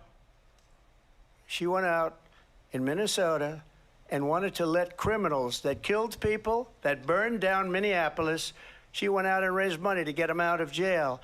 She did things that nobody would ever think of. Now she wants to do transgender operations on illegal aliens that are in prison. This is a radical left liberal that would do this. She wants to confiscate your guns, and she will never allow fracking in Pennsylvania. If she won the election, fracking in Pennsylvania will end. 特朗普说这个哈里斯就想到民主大学，哈里斯去民主大也把监狱的人放出来，可以做变性手术你还有讲到水利压力的事情。Started getting rid of it, and the prices were going up the roof. They immediately let these guys go to where they were. I would have been 5 times, 4 times, 5 times higher, because you're talking about 3.5 years ago. They got it up to where I was because they had no choice, because the prices of energy were quadrupling and doubling. You saw what happened to gasoline. So they said, let's go back to Trump. But if she won the election, the day after that election, they'll go back to destroying our country, and oil will be dead, fossil fuel will be dead, we'll go back to windmills, and we'll go back to solar, where they need a whole desert to get some energy to come out. You ever see a solar plant? By the way, I'm a big fan of solar. But they take 400, 500 acres of desert soil. 你们觉得太阳能这个东西很好吗？ Thank you. Lindsay, thank you. We have an election in just 56 days. And I want to talk about the peaceful transfer of power, which, of course, we all know is a cornerstone of our democracy, and the role of a president in a moment of crisis. Mr. President, on January 6th, you told your supporters to march to the Capitol. You said you would be right there with them. The country and the world saw what played out at the Capitol that day, the officers coming under attack. Aides in the West Wing say you watched it unfold on television off the Oval Office. You did send out tweets, but it was more than 2 hours before you sent out that video message telling your supporters to go home. Is there anything you regret about what you did on that day? You just said a thing that isn't covered. Peacefully and patriotically, I said during my speech, not later on. Peacefully and patriotically. And nobody on the other side was killed. Ashley 开始谈1月6号的方式，你只能说你没有要求他们回家。 It's a disgrace. We didn't do this group of people that have been treated so badly. I ask, what about all the people that are pouring into our country and killing people that she allowed to pour in? She was the border czar, remember that. She was the border czar. She doesn't want to be called the border czar because she's embarrassed by the border. In fact, she said at the beginning, "Oh, I'm surprised you're not talking about the border yet." 但是你们看这些问题，当然是遗憾的。但是你们为什么不看边境呢？ When are they going to be prosecuted? When are these people 民主 from 党就不 countries 敢 all 讲 over 边 the 境， world, 他 not 们不 just 敢 South 讨论边 America? 境的问 They're 题。边 coming 境 in 的 from 问题呢是非常非常糟糕 all over 的。 the world, David. All over the world. 他们不仅是那么地方，在世界各个地方通过那么的比例进来啊，他们全世界的犯罪分子都跑到我们美国来了。In Seattle, they went into Seattle. They took over a big percentage of the city of Seattle. When are those people going to be prosecuted? But let me just ask you. You might ask her that question. You were the president. You were watching it unfold on television. It's a very simple question as we move forward toward another election. Is there anything you regret about what you did on that day? Yes or no? I had nothing to do with that other than they asked me to make a speech. I showed up for a speech. I said, I think it's going to be big.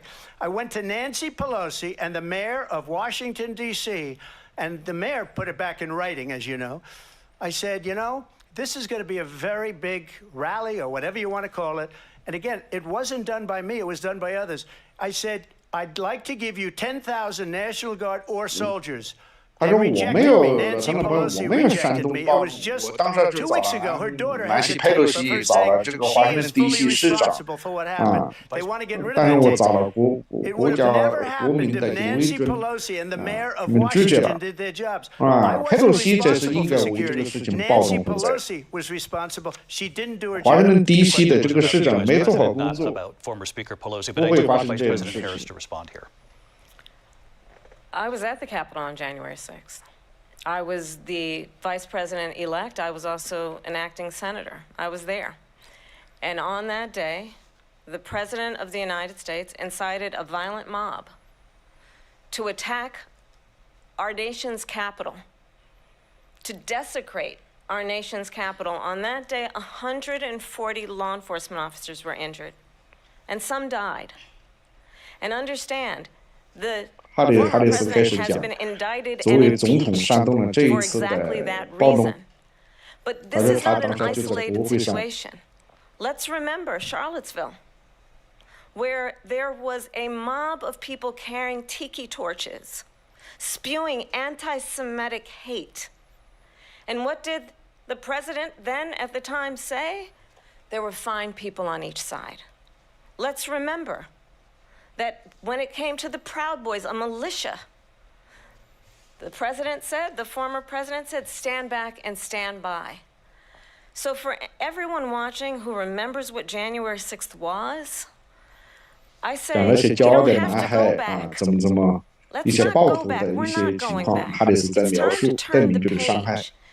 And if that was a bridge too far for you, well, there is a place in our campaign for you to stand for country, to stand for our democracy, to stand for rule of law, and to end the chaos, and to end the approach that is about attacking the foundations of our democracy because you don't like the outcome. And be clear on that point.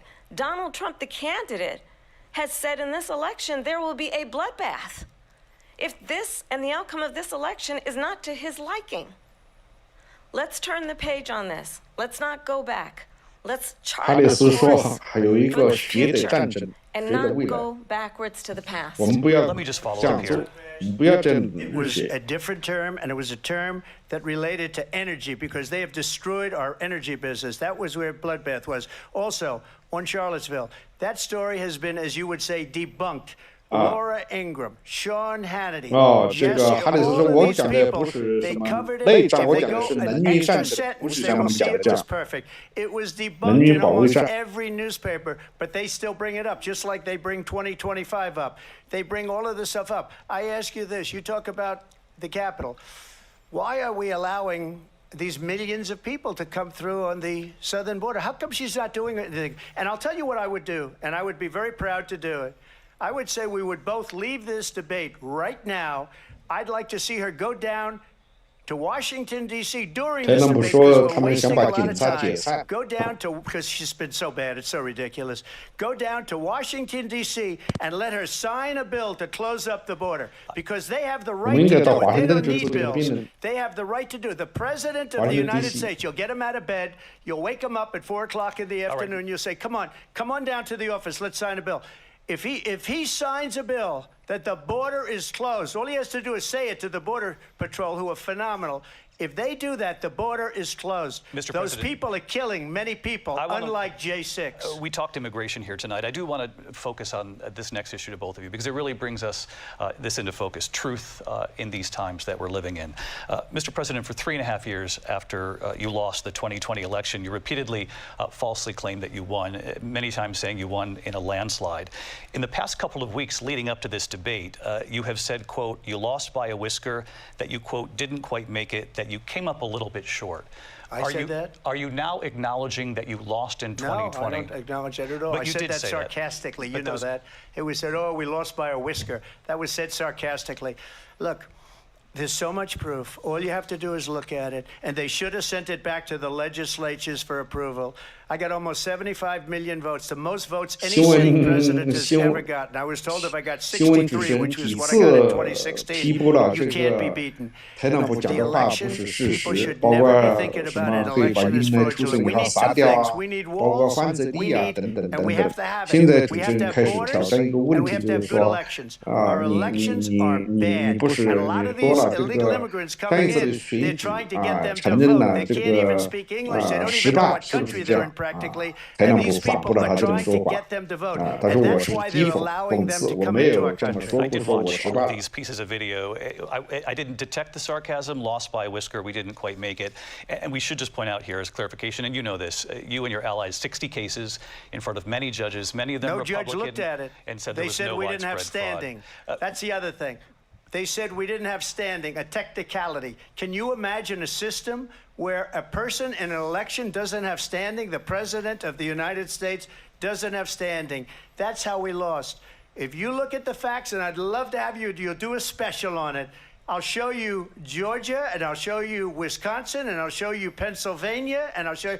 We have so many facts and statistics, but you know what? That doesn't matter because we have to solve the problem that we have right now. That's old news. And the problem that we have right now is we have a nation in decline. And they Mr. President, thank you. Vice President Harris, you heard the president there tonight. He said he didn't say that he lost by a whisker. So he still believes that he did not lose the election that was won by President Biden and yourself. But I do want to ask you about something that's come up in the last couple of days. This was a post from President Trump about this upcoming election just weeks away. He said, when I win, those people who cheated, and then he lists donors, voters, election officials, he says will be prosecuted to the fullest extent of the law, which will include long-term prison sentences. One of your campaign's top lawyers responded saying, we won't let Donald Trump intimidate us. We won't let him suppress the vote. Is that what you believe he's trying to do here? Donald Trump was fired by 81 million people. So let's be clear about that. And clearly he is having a very difficult time processing that.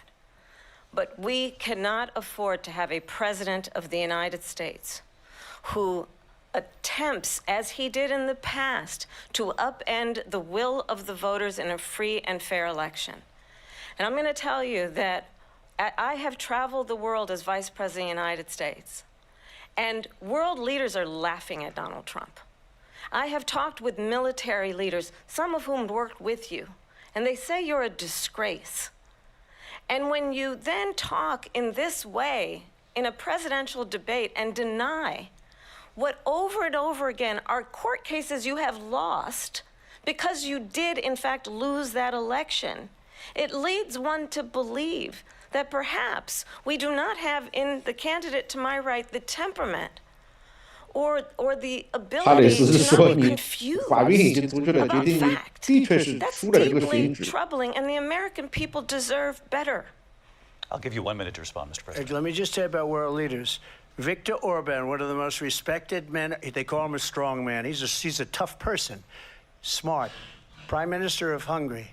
They said, why is the whole world blowing up? 3 years ago it wasn't. Why is it blowing up? He said, because you need Trump back as president. They were afraid of him. China was afraid, and I don't like to use the word afraid, but I'm just quoting him. China was afraid of him. North Korea was afraid of him. He said Russia was afraid of him. I ended the Nord Stream 2 pipeline, and Biden put it back on day one, but he ended the XL pipeline. The XL pipeline. their country. He ended that. But he let the Russians build a pipeline going all over Europe and heading into Germany, the biggest pipeline in the world. Look, Viktor Orban said it. He said the most respected, most feared person is Donald Trump. We had no problems when Trump was president, but when this weak, pathetic man that you saw at a debate just a few months ago, that if he weren't in that debate, he'd be running instead of her. She got no votes. He got 14 million votes. What you did, you talk about a threat to democracy. He got 14 million votes, and they threw him out of office. And you know what? I'll give you a little secret. He hates her. He can't stand her. But he got 14 million votes. They threw him out. She got 0 votes. And when she ran, she was the first one to leave because she failed. And now she's running. I don't understand it, but I'm okay with it because your time is I think we're going to do very well. We've got a lot more to get to. Turning now to the Israel-Hamas war and the hostages who are still being held, Americans among them. Vice President Harris, in December, you said, quote, Israel has a right to defend itself, but you added, quote, it matters how, saying international humanitarian law must be respected. Israel must do more to protect innocent civilians. You said that 9 months ago. Now an estimated 40,000 Palestinians are dead. Nearly 100 hostages remain. Just last week, Prime Minister Benjamin Netanyahu said there's not a deal in the making. President Biden has not been able to break through the stalemate. How would you do it? Well, let's understand how we got here. On October 7, Hamas, a terrorist organization, slaughtered 1,200 Israelis. Many of them young people who were simply attending a concert. Women were horribly raped. And so absolutely, I said then, I say now, Israel has a right to defend itself. We would. And how it does so matters. Because it is also true, far too many innocent Palestinians have been killed. Children, mothers. What we know is that this war must end. It must end immediately, and the way it will end is we need a ceasefire deal and we need the hostages out. And so we will continue to work around the clock on that. Work around the clock, also understanding that we must chart a course for a two-state solution. And in that solution, there must be security for the Israeli people and Israel, and an equal measure for the Palestinians. But the one thing I will assure you always, I will always give Israel the ability to defend itself, in particular as it relates to Iran and any threat that Iran and its proxies pose to Israel. But we must have a two-state solution where we can rebuild Gaza, where the Palestinians have security, self-determination, and the dignity they so rightly deserve.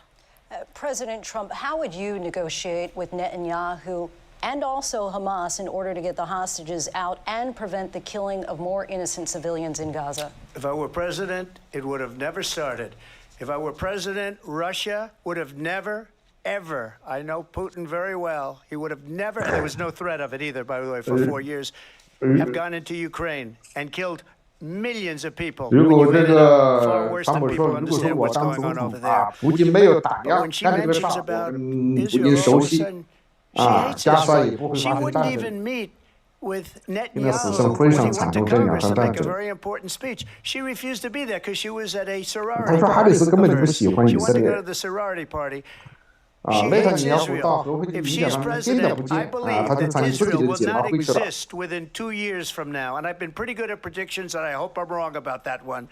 She hates Israel. At the same time, in her own way, she hates the Arab population because the whole place is going to get blown up. Arabs, Jewish people, Israel will be gone.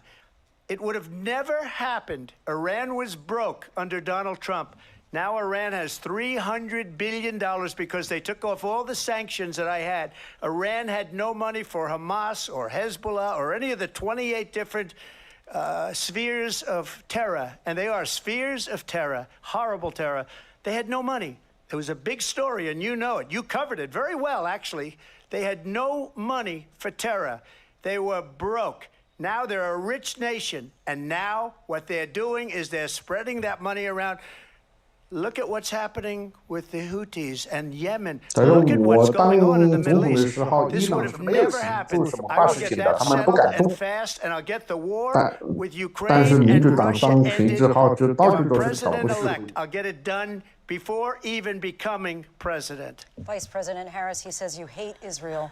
That's absolutely not true. I have my entire career and life 如果 supported 我当选了 Israel 总统 and 之 the 后，我 Israeli 就就 people. 任之 He 前就 knows 会把 that 这个乌克 he's 兰这个 trying 事 to 情给解 again 决。 divide and distract from the reality, which is it is very well known that Donald Trump is weak and wrong on national security and foreign policy. It is well known that he admires dictators, wants to be a dictator on day one, according to himself. It is well known that he said of Putin that he can do whatever the hell he wants and go into Ukraine.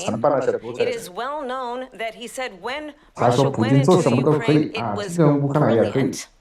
It is well known he exchanged love letters with Kim Jong-un, 这 and 个 it 俄罗 is 斯侵略这 absolutely 个 well 这 known 个 that these 我 dictators 这 and 个 autocrats are 乌克兰 rooting 的时候，他 for 说这 you 个做 to 的 be 非常棒 president 他 again 甚至 because 还 they're so 跟这 clear. 个金正 They can 恩独裁者 manipulate 交换 you 情 with 书， flattery and favors. And 独裁者 that 现在 is 都在 why 为你加油，希望你当 so 总统。 many military leaders who you have worked with have told me you are a disgrace. 这些独裁者都是 That 跟 is 你说 why 几句好 we 话，来操 understand 纵 that we have to have a president who is not consistently weak and wrong on Vice national President security, Harris. including the importance of upholding and respecting in highest regard our military. Vice President Harris, thank you. They're the ones, and she's the one that caused it. That's weak on national security by allowing every nation last month for the year, 168 different countries sending people into our country. Their crime rates are way down. Putin endorsed her last week, said, I hope she wins. And I think he meant it because what he's gotten away with is absolutely incredible. It wouldn't have happened with me. The leaders of other countries think that they're weak and incompetent, and they are. They're grossly incompetent. And I just ask one question. Why does Biden go in and kill the Keystone Pipeline and approve the single biggest deal that Russia's ever made, Nord Stream 2, the biggest pipeline anywhere in the world going to Germany and all over Europe? Because they're weak and they're ineffective. And Biden, by the way, President gets paid Trump, a lot of money. Thank you. We have a lot of issues to get to. We'll be right back with much more of this historic ABC News presidential debate from the National Constitution Center right here in Philadelphia. Back in a moment.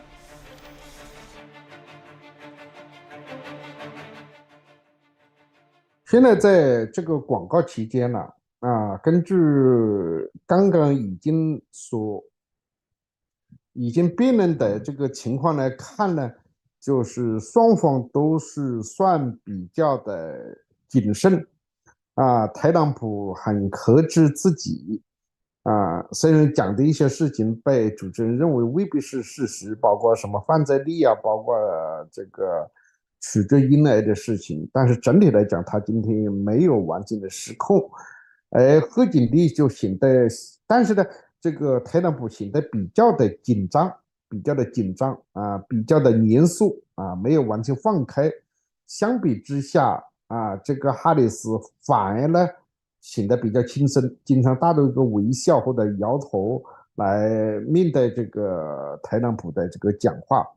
有趣的是，在主持节目这个辩论之前呢，两个人第一次见面的时候还是握了手，好像是哈里斯先伸出了个手说晚上好之类的东西。那么这个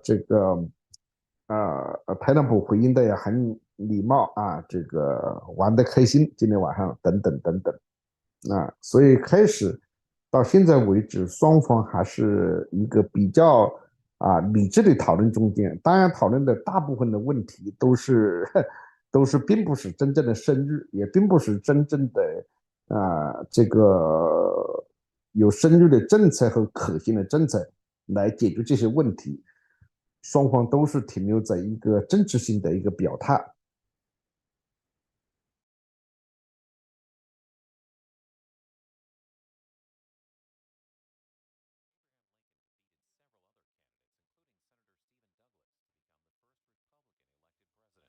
Took office in March of 1861, several states in the southern U.S. pulled out of the Union, leading to the Civil War.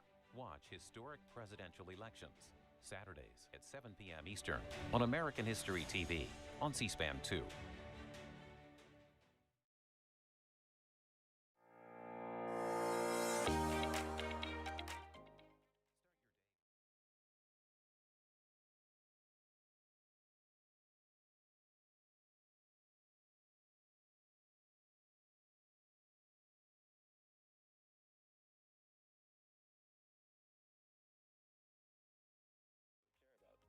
Join us for a live 3-hour conversation with a variety of congressional members and Washington influencers.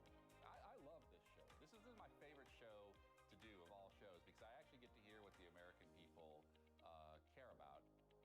You can watch Washington Journal live every morning at 7 Eastern on C-SPAN.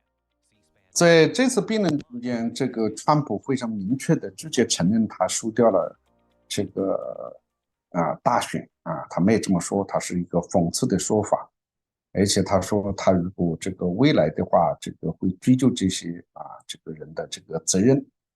哈马斯的这个讨论也是都是比较泛泛的这个是因为是一个电视辩论嘛，你没办法进行深刻的这个讨论，对吧？当然这个讲到川普中枪的事情他说因为他们这么攻击我伤害我，让我的这个头部中了一枪这个是他这么说。主持人在现场的时候纠正了他一些看法，其实这个里面有一个事情是哈里斯关于这个水力压力的问题，非常明显是为了拿到选票这一点呢，这个川普也不敢追到底，因为追到底的话，他也不想由此来得罪这个宾州的这个水力压力的这些工人，这样的话呢会受到这个更多的伤害吧，就是选票。所以美国的选举的这个辩论这个水平整体来讲不是那么高但是今天的辩论会还算可以觉得整体来讲还算比较平实。之所以平时的话呢，就是因为双方的选情非常的这个接近，所以任何一方呢都不敢放纵自己来犯。所以这个到至今为止是这个情况，等下看能不能失控才会是这一次辩论的大家期待的事情。Historic ABC News presidential debate tonight. We're going to continue here, and I want to turn to the war in Ukraine. We're now 2.5 years into this conflict. Mr. President, it has been the position of the Biden administration that we must defend Ukraine from Russia, from Vladimir Putin, to defend their sovereignty, their democracy, that it's in America's best interest to do so, arguing that if Putin wins, he may be emboldened to move even further into other countries. You have said you would solve this war in 24 hours. You said so just before the break tonight. How exactly would you do that? And I want to ask you a very simple question tonight. Do you want Ukraine to win this war? I want the war to stop. I want to save lives that are being uselessly, people being killed by the millions. It's the millions. It's so much worse than the numbers that you're getting, which are fake numbers. Look, we're in for 250 billion or more because they don't ask Europe, which is a much bigger beneficiary to getting this thing done than we are. They're in for $150 billion less because Biden and you don't have the courage to ask Europe like I did with NATO. They paid billions and billions, hundreds of billions of dollars when I said, either you pay up or we're not going to protect you anymore. So that's maybe one of the reasons they don't like me as much as they like weak people. But you take a look at what's happening. We're in for 250 to 275 billion. They're into 100 to 150. They should be forced to equalize.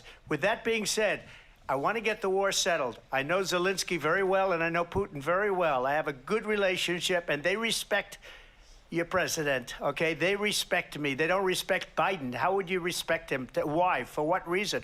He hasn't even made a phone call in 2 years. He hasn't spoken to anybody. They don't even try and get it. That is a war that's dying to be settled. I will get it settled before I even become president. If I win, when I'm president-elect, and what I'll do is I'll speak to one, I'll speak to the other, I'll get them together. That war would have never happened. And in fact, when I saw Putin after I left, unfortunately left because our country has gone to hell. But after I left, when I saw him building up soldiers, he did it after I left. I said, oh, he must be negotiating. It must be a good, strong point of negotiation. Well, it wasn't, because Biden had no idea how to talk to him. He had no idea how to stop it. And now you have millions of people dead, and it's only getting worse, and it could lead to World War III. Don't kid yourself, David. We're playing with World War III, and we have a president that we don't even know if he's... Where is our president? We don't even know if he's a president. And just to clarify they here... They threw him out of a campaign like a dog. We don't even know. Is he our president? But we have a president, Mr. President, that doesn't know he's alive. Your time is up. Just to clarify in the question, do you believe it's in the U.S. best interest for Ukraine to win this war, yes or no? I think it's the U.S. best interest to get this war finished and just get it done. All right. Negotiate a deal, because we have to stop all of these human lives from being destroyed. I want to take this to Vice President Harris. I want to get your thoughts on support for Ukraine in this moment, but also, as Commander-in-Chief, if elected, how would you deal with Vladimir Putin, and would it be any different from what we're seeing from President Biden? Well, first of all, it's important to remind the former president you're not running against Joe Biden, you're running against me. I believe the reason that Donald Trump says that this war would be over within 24 hours is because he would just give it up. And that's not who we are as Americans. Let's understand what happened here. I actually met with Zelensky a few days before Russia invaded, tried through force to change territorial boundaries, to defy one of the most important international rules and norms, which is the importance of sovereignty and territorial integrity.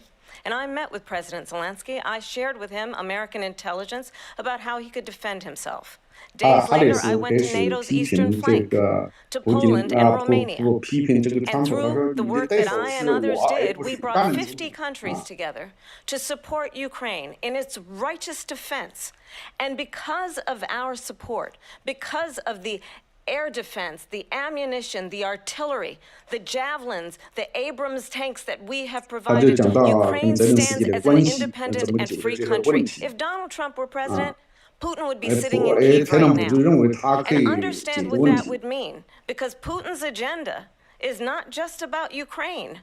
Understand why the European allies and our NATO allies are so thankful that you are no longer president, and that we understand the importance of the greatest military alliance the world has ever known, which is NATO, and what we have done to preserve the ability of Zelensky and the Ukrainians to fight for their independence.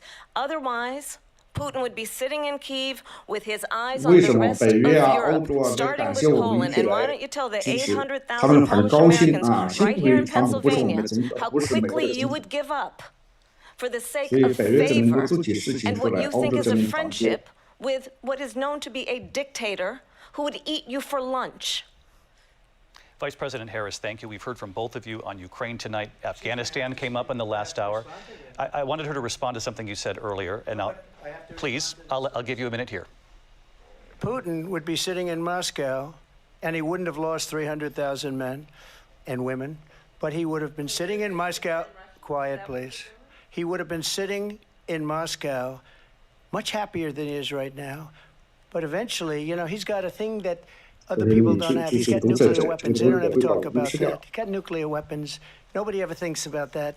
And eventually, maybe he'll use them, and maybe he hasn't been that threatening, but he does have that. Something we don't even like to talk about. Nobody likes to talk about it. But just so you understand, they sent her to negotiate peace before this war started. 3 days later, he went in and he started the war because everything they said was weak and stupid. They said the wrong things. That war should have never started. She was the emissary. They sent her in to negotiate with Zelensky and Putin, and she did. And the war started 3 days later. And that's the kind of talent we have with her. She's worse than Biden. In my opinion, I think he's the worst president in the history of our country. She goes down as the worst vice president in the history of our country. But let me tell you something. She is a horrible negotiator. They sent her in to negotiate. As soon as they left, Putin did the invasion. President Trump, thank you. You did bring up something. You said she went to negotiate with Vladimir Putin. Vice President Harris, have you ever met Vladimir Putin? Can you clarify tonight? Yet again, I said it at the beginning of this debate, you're going to hear a bunch of lies coming from this fellow. and that is another one. When I went to meet with President Zelensky, I've now met with him over 5 times. The reality is it has been about standing as America always should, as a leader upholding international rules and norms, as a leader who shows strength, understanding that the alliances we have around the world are dependent on our ability to look out for our friends and not favor our enemies because you adore strong men instead of caring about democracy. And that is very much what is at stake here. The President of the United States is Commander-in-Chief. And the American people have a right to rely on a president who understands the significance of America's role and responsibility in terms of ensuring that there is stability and ensuring we stand up for our principles and not sell them for the benefit of personal flattery. We've talked about Ukraine and Vladimir Putin. I do want to talk about Afghanistan. It came up in the first hour of this debate. I want to move on to Afghanistan. Stoltenberg said Trump did the most amazing thing I've ever seen. He got these countries, the 28 countries at the time, to pay up. He said, I've never seen. He's the head of NATO. He said, I've never seen. For years, we were paying almost all of NATO. We were being ripped off by European nations, both on trade and on NATO. I got them to pay up by saying one of the statements you made before, if you don't pay, we're not going to protect you. Otherwise, we would have never gotten it. He said it was one of the most incredible jobs that he's ever seen done. Thank you. I want to turn to Afghanistan. It came up in the first hour of the debate, and we witnessed a poignant moment today on Capitol Hill, honoring the soldiers who died in the chaotic withdrawal from Afghanistan. I do want to ask the Vice President, do you believe you bear any responsibility in the way that withdrawal played out? Well, I will tell you, I agreed with President Biden's decision to pull out of Afghanistan. 4 presidents said they would, and Joe Biden did.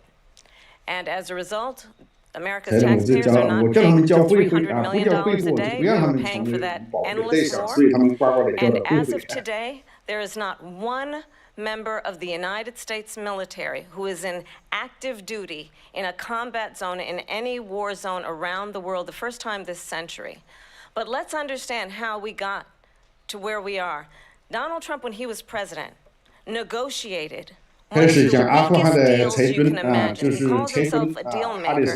Even his national security advisor said it was a weak, terrible deal. And here's how it went down.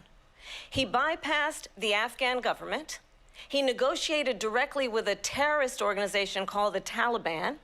The negotiation involved the Taliban getting 5,000 Taliban terrorists released. And get this, and the president at the time invited the Taliban to Camp David, a place of storied significance for us as Americans, a place where we honor the importance of American diplomacy, where we invite and receive respected world leaders. And this former president, as president, invited them to Camp David because he does not again appreciate the role and responsibility of the President of the United States to be Commander-in-Chief with a level of respect.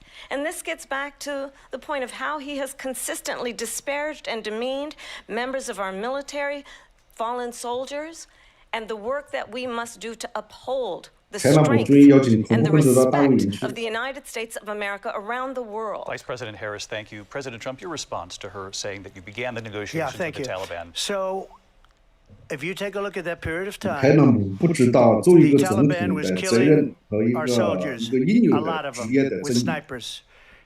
And I got involved with the Taliban because the Taliban was doing the killing. That's the fighting force within Afghanistan. They don't bother doing that because, they deal with the wrong people all the time. But I got involved.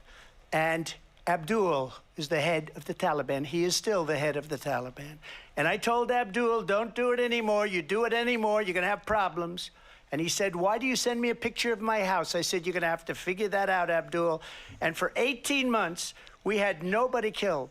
We did have an agreement negotiated by Mike Pompeo. 特朗普说这个塔利班是这个阿富汗很有实力的这个力量然后他杀害了我们的军人，我就跟他们说你不能这样做了，你这样做你会很糟糕的。$85 million worth of brand new beautiful military equipment behind. And just to finish, they blew it. The agreement said you have to do this, and they didn't do it. They didn't do it. The agreement was terminated by us because they didn't do what they were supposed to do. And these people did the worst withdrawal, and in my opinion, the most embarrassing moment in the history of our country. And by the way, that's when Russia attacked Ukraine, because they saw how incompetent she and her boss are. President Trump, thank you. I want to move on now to race and politics in this country. Mr. President, you recently said of Vice President Harris, quote, "I didn't know she was black until a number of years ago when she happened to turn black, and now she wants to be known as black." I want to ask a bigger picture question here tonight. Why do you believe it's appropriate to weigh in on the racial identity of your opponent? I don't, and I don't care. I don't care what she is. I don't care. You make a big deal out of something. I couldn't care less. Whatever she wants to be is okay with me. But those were your words, so I'm asking... I don't know. I mean, all I can say is I read where she was not black, that she put out, and I'll say that, and then I read that she was black, and that's okay. Either one was okay with me. That's up to her. That's up to her. Vice President Harris, your thoughts on this? I mean, honestly, I think it's a tragedy that we have someone who wants to be president who has consistently, over the course of his career, attempted to use race to divide the American people. You know, I do believe that the vast majority of us know that we have so much more in common than what separates us, and we don't want this kind of approach that is just constantly trying to divide us, and especially by race. And let's remember how Donald Trump started. He was land, he owned buildings, and he was investigated because he refused to rent property to black families. Let's remember, this is the same individual who took out a full-page ad in the New York Times calling for the execution of 5 young black and Latino boys who were innocent, the Central Park 5. Took out a full-page ad calling for their execution. This is the same individual who spread birther lies about the first black president of the United States. And I think the American people want better than this. Want someone who understands, as I do, I travel our country. We see in each other a friend. We see in each other a neighbor. We don't want a leader who is constantly trying to have Americans point their fingers at each other. I meet with people all the time who tell me, can we please just have discourse about how we're going to invest in the aspirations and the ambitions and the dreams of the American people? Knowing that regardless of people's color or the language their grandmother speaks, we all have the same dreams and aspirations and want a president who invests in those, not in hate and division. Vice President Harris, thank you. Lindsay? President Trump, this is now your 3rd time.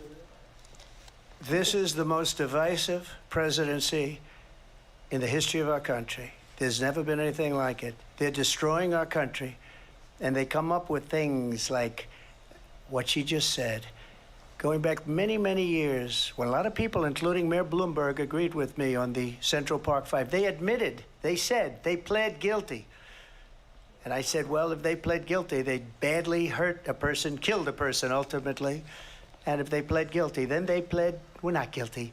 But this is a person that has to stretch back years, 40, 50 years ago, because there's nothing now. I built one of the greatest economies in the history of the world, and I'm going to build it again. It's going to be bigger, better, and stronger. But they're destroying our economy. They have no idea what a good economy is. Their oil policies, every single policy. And remember this, she is Biden. You know, she's trying to get away from Biden. I don't know the gentleman, she says. She is Biden. The worst inflation we've ever had. a horrible economy because inflation has made it so bad, and she can't get away with that. Thank you. Your time is up, I Lindsay. want to respond to that, though. I want to just respond briefly. Clearly, I am not Joe Biden, and I am certainly not Donald Trump.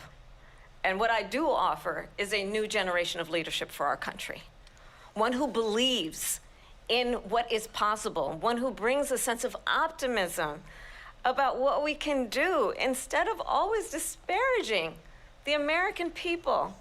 I believe in what we can do to strengthen our small businesses, which is why I have a plan. Let's talk about our plans and let's compare the plans.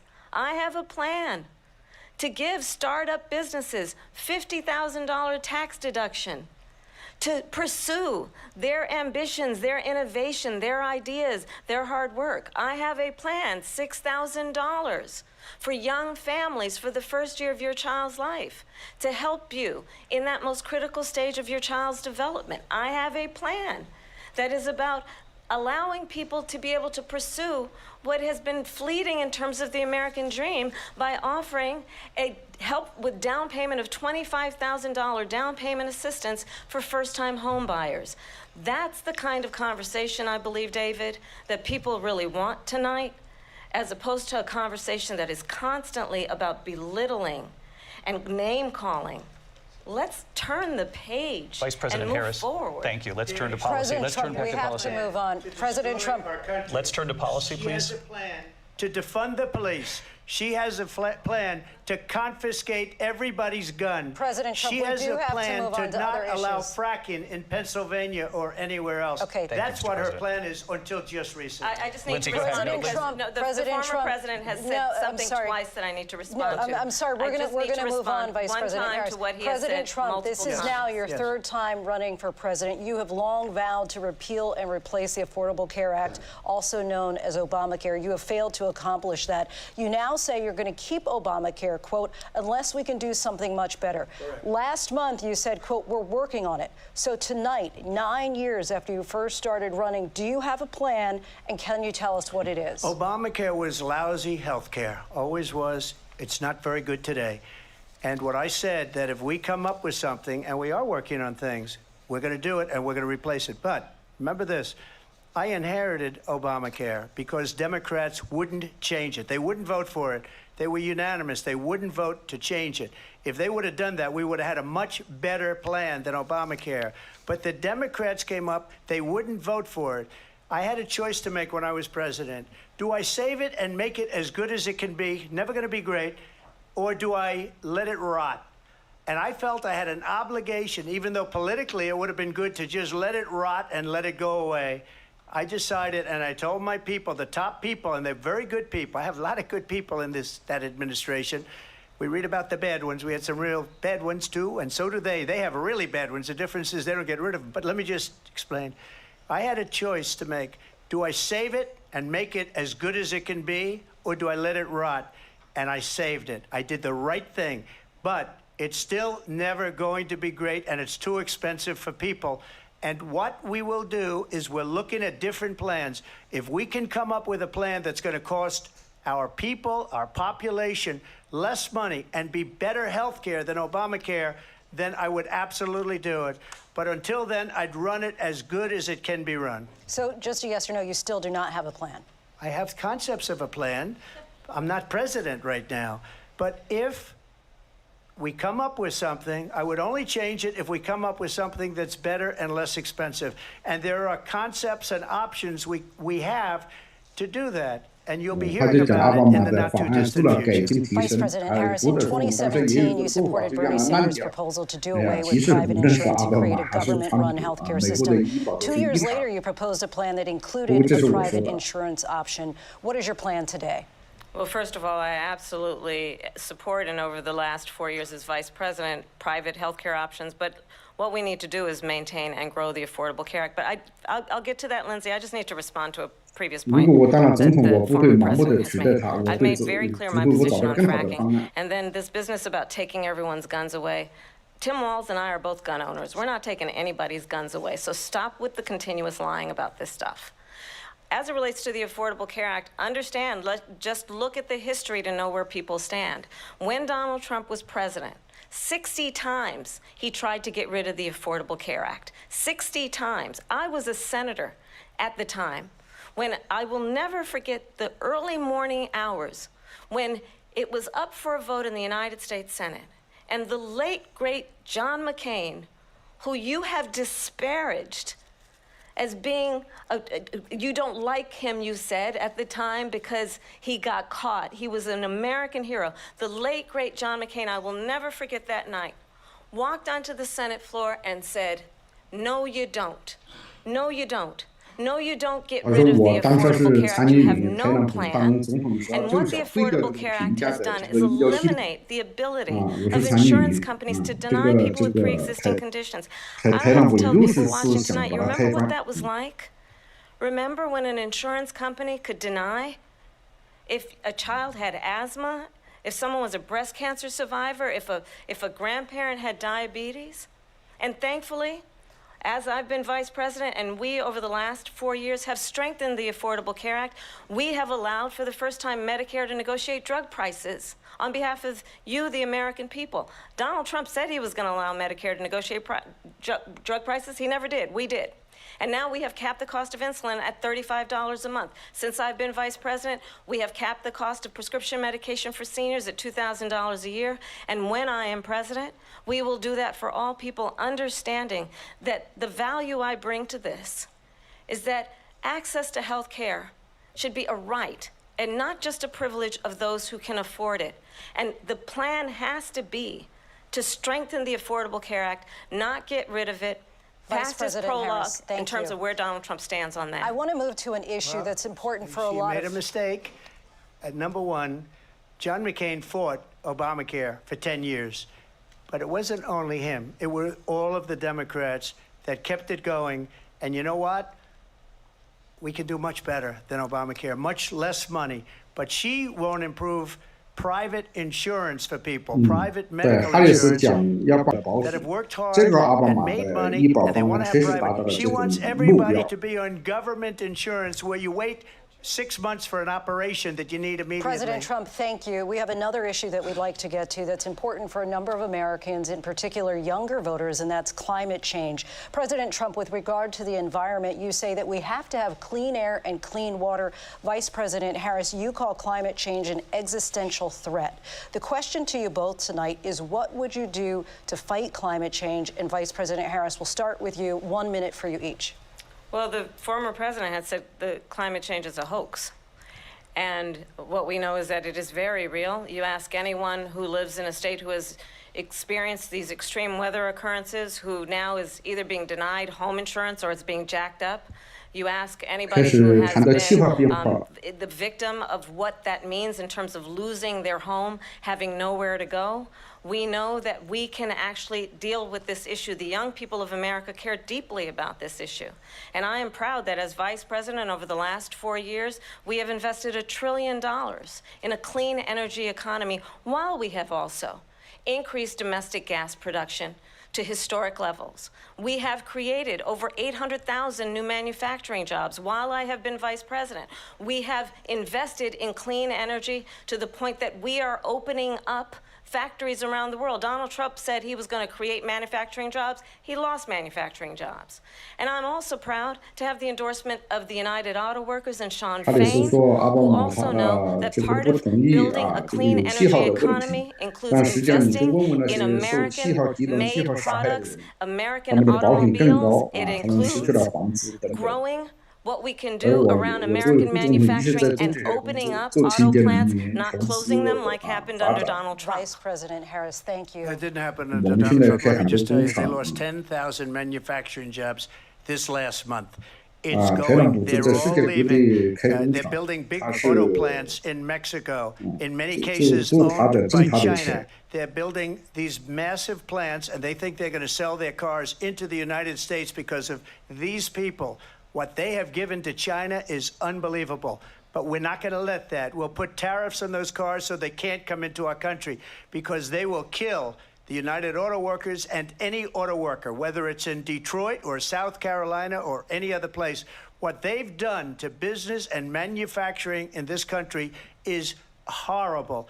We have nothing because they refuse. Biden doesn't go after people because supposedly China paid him millions of dollars. He's afraid to do it. Between him and his son, they get all this money from Ukraine. They get all this money from all of these different countries. And then you wonder, why is he so loyal to this one, that one, Ukraine, China? Why did he get $3.5 million from the mayor of Moscow's wife? Why did she pay him $3.5 million? This is a crooked administration, and they're selling our country down the tubes. President Trump, thank you. We'll be right back with closing statements from both of our candidates. An historic night, this ABC News presidential debate from Philadelphia. 他就说拜登呢，他儿子整个乌克兰的好处，所以他为什么对中国那么真心公共，就是因为他可以拿到好处，拿到几百万的资金。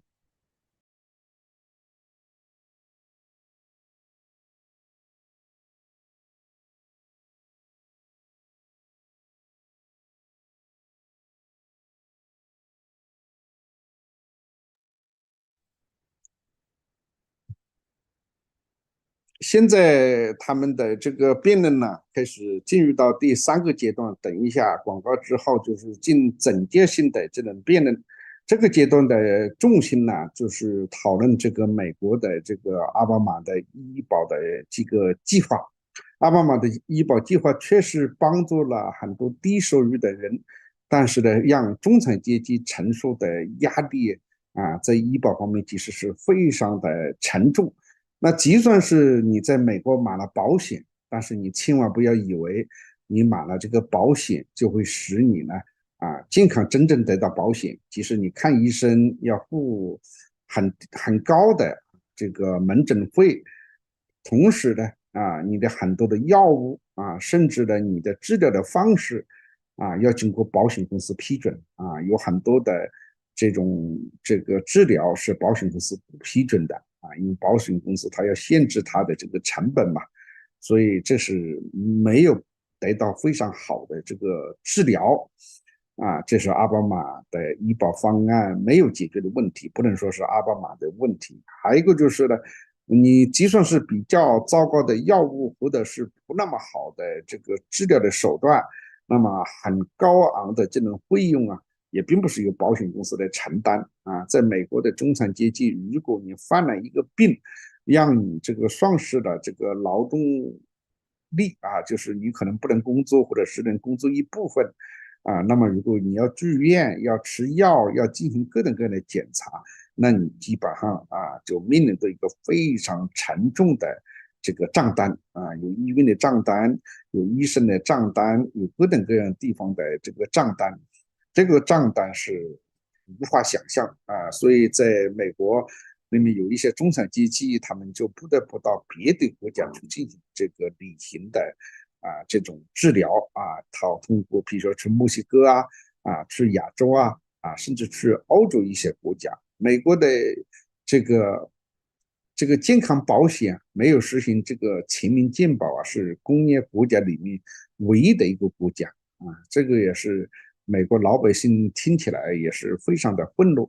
钱到哪里去了呢其实我曾经跟很多医生谈过，很多的医生也说了，他们挣的钱比过去更少工作强度更大，而且呢复杂程度也更多那钱到哪里去了呢实际上就是一个黑洞一个黑洞是医药公司、药品公司，还是医院，还是保险公司总之呢美国的这个医疗保障体系应该来讲是全世界最糟糕的这个体系，只会有一些国家是完全没有这个政府支持的健保，那当然可能比美国差，但是至少在工业国家里面是最差的。而今天无论是贺锦丽还是这个川普两个人对这个美国医疗这个计划的改变呢都没有谈出令人信服、令人有希望的地方。从这个克林顿开始担任总统的时候当时候克林顿的夫人就是希拉里女士就一直试图来解决这个医保的这个方案的改变但是后来基本上就是以失败告终。到了奥巴马时候有所改进，所以出现了一个奥巴马的这么一个医保方案。但是这个医保方案远远只是解决了一部分问题。为什么不能实行这个全民的健保？不是说美国没有这个财力，而是说呢，美国的这个政策被一个利益集团给绑架了，这只是一个根本的原因。对于老人化程度越来越高的这样一个发达国家，对于这个收入在全世界是非常高的一个国家，对于一个民主灯塔的国家，居然没有全民健保，简直不敢相信。现在辩论回来了。Time has come for closing statements, and Vice President Harris, we begin with you.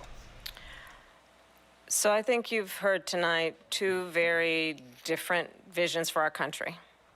One that is focused on the future, and the other that is focused on the past, and an attempt to take us backward. But we're not going back. And I do believe that the American people know we all have so much more in common than what separates us. And we can chart a new way forward. And a vision of that includes having a plan, understanding the aspirations, the dreams, the hopes, the ambition of the American people, which is why I intend to create an opportunity economy, investing in small businesses, in new families, in what we can do around protecting seniors, what we can do that is about giving hardworking folks a break and bringing down the cost of living. I believe in what we can do together that is about sustaining America's standing in the world and ensuring that we have the respect that we so rightly deserve, including respecting our military and ensuring we have the most lethal fighting force in the world. I will be a president that will protect our fundamental rights and freedoms, including the right of a woman to make decisions about her own body and not have her government tell her what to do. I'll tell you, I started my career as a prosecutor. I was a DA, I was an attorney general, a United States senator, and now vice president. I've only had one client, the people. And I'll tell you, as a prosecutor, I never asked a victim or a witness, are you a Republican or a Democrat? The only thing I ever asked them, are you okay? And that's the kind of president we need right now. Someone who cares about you and is not putting themselves first. I intend to be a president for all Americans and focus on what we can do over the next 10 and 20 years to build back up our country by investing right now in you, the American people. Vice President Harris, thank you. President Trump? So she just started by saying she's going to do this, she's going to do that, she's going to do all these wonderful things. Why hasn't she done it? She's been there for 3.5 years. They've had 3.5 years to fix the border. They've had 3.5 years to create jobs and all the things we talked about. Why hasn't she done it? She should leave right now, go down to that beautiful White House, go to the Capitol, get everyone together and do the things you want to do, but you haven't done it, and you won't do it because you believe in things that the American people don't believe in. You believe in things like we're not going to frack. We're not going to take fossil fuel. We're not going to do things that are going to make this country strong, whether you like it or not. Germany tried that, and within 1 year, they were back to building normal energy plants. We're not ready for it. We can't sacrifice our country for the sake of bad vision. But I just ask one simple question. Why didn't she do it? We're a failing nation. We're a nation that's in serious decline. We're being laughed at all over the world. All over the world, they're laughed. I know the leaders very well. They're coming to see me. They call me. We're laughed at all over the world. They don't understand what happened to us as a nation. We're not a leader. We don't have any idea what's going on. We have wars going on in the Middle East. We have wars going on with Russia and Ukraine. We're going to end up in a third world war, and it'll be a war like no other because of nuclear weapons, the power of weaponry. I rebuilt our entire military. She gave a lot of it away to the Taliban. She gave it to Afghanistan. What these people have done to our country, and maybe toughest of all, is allowing millions of people to come into our country. Many of them are criminals, and they're destroying our country. The worst president, the worst vice president in the history of our country. President Trump, thank you. And that is our ABC News presidential debate from here in Philadelphia at the National Constitution Center. I'm Lindsay Davis. And I'm David Muir. Thank you for watching here in the U.S. and all over the world, and from all of us here at ABC News. Good night. 他说这是最差的一个副总统，哈哈。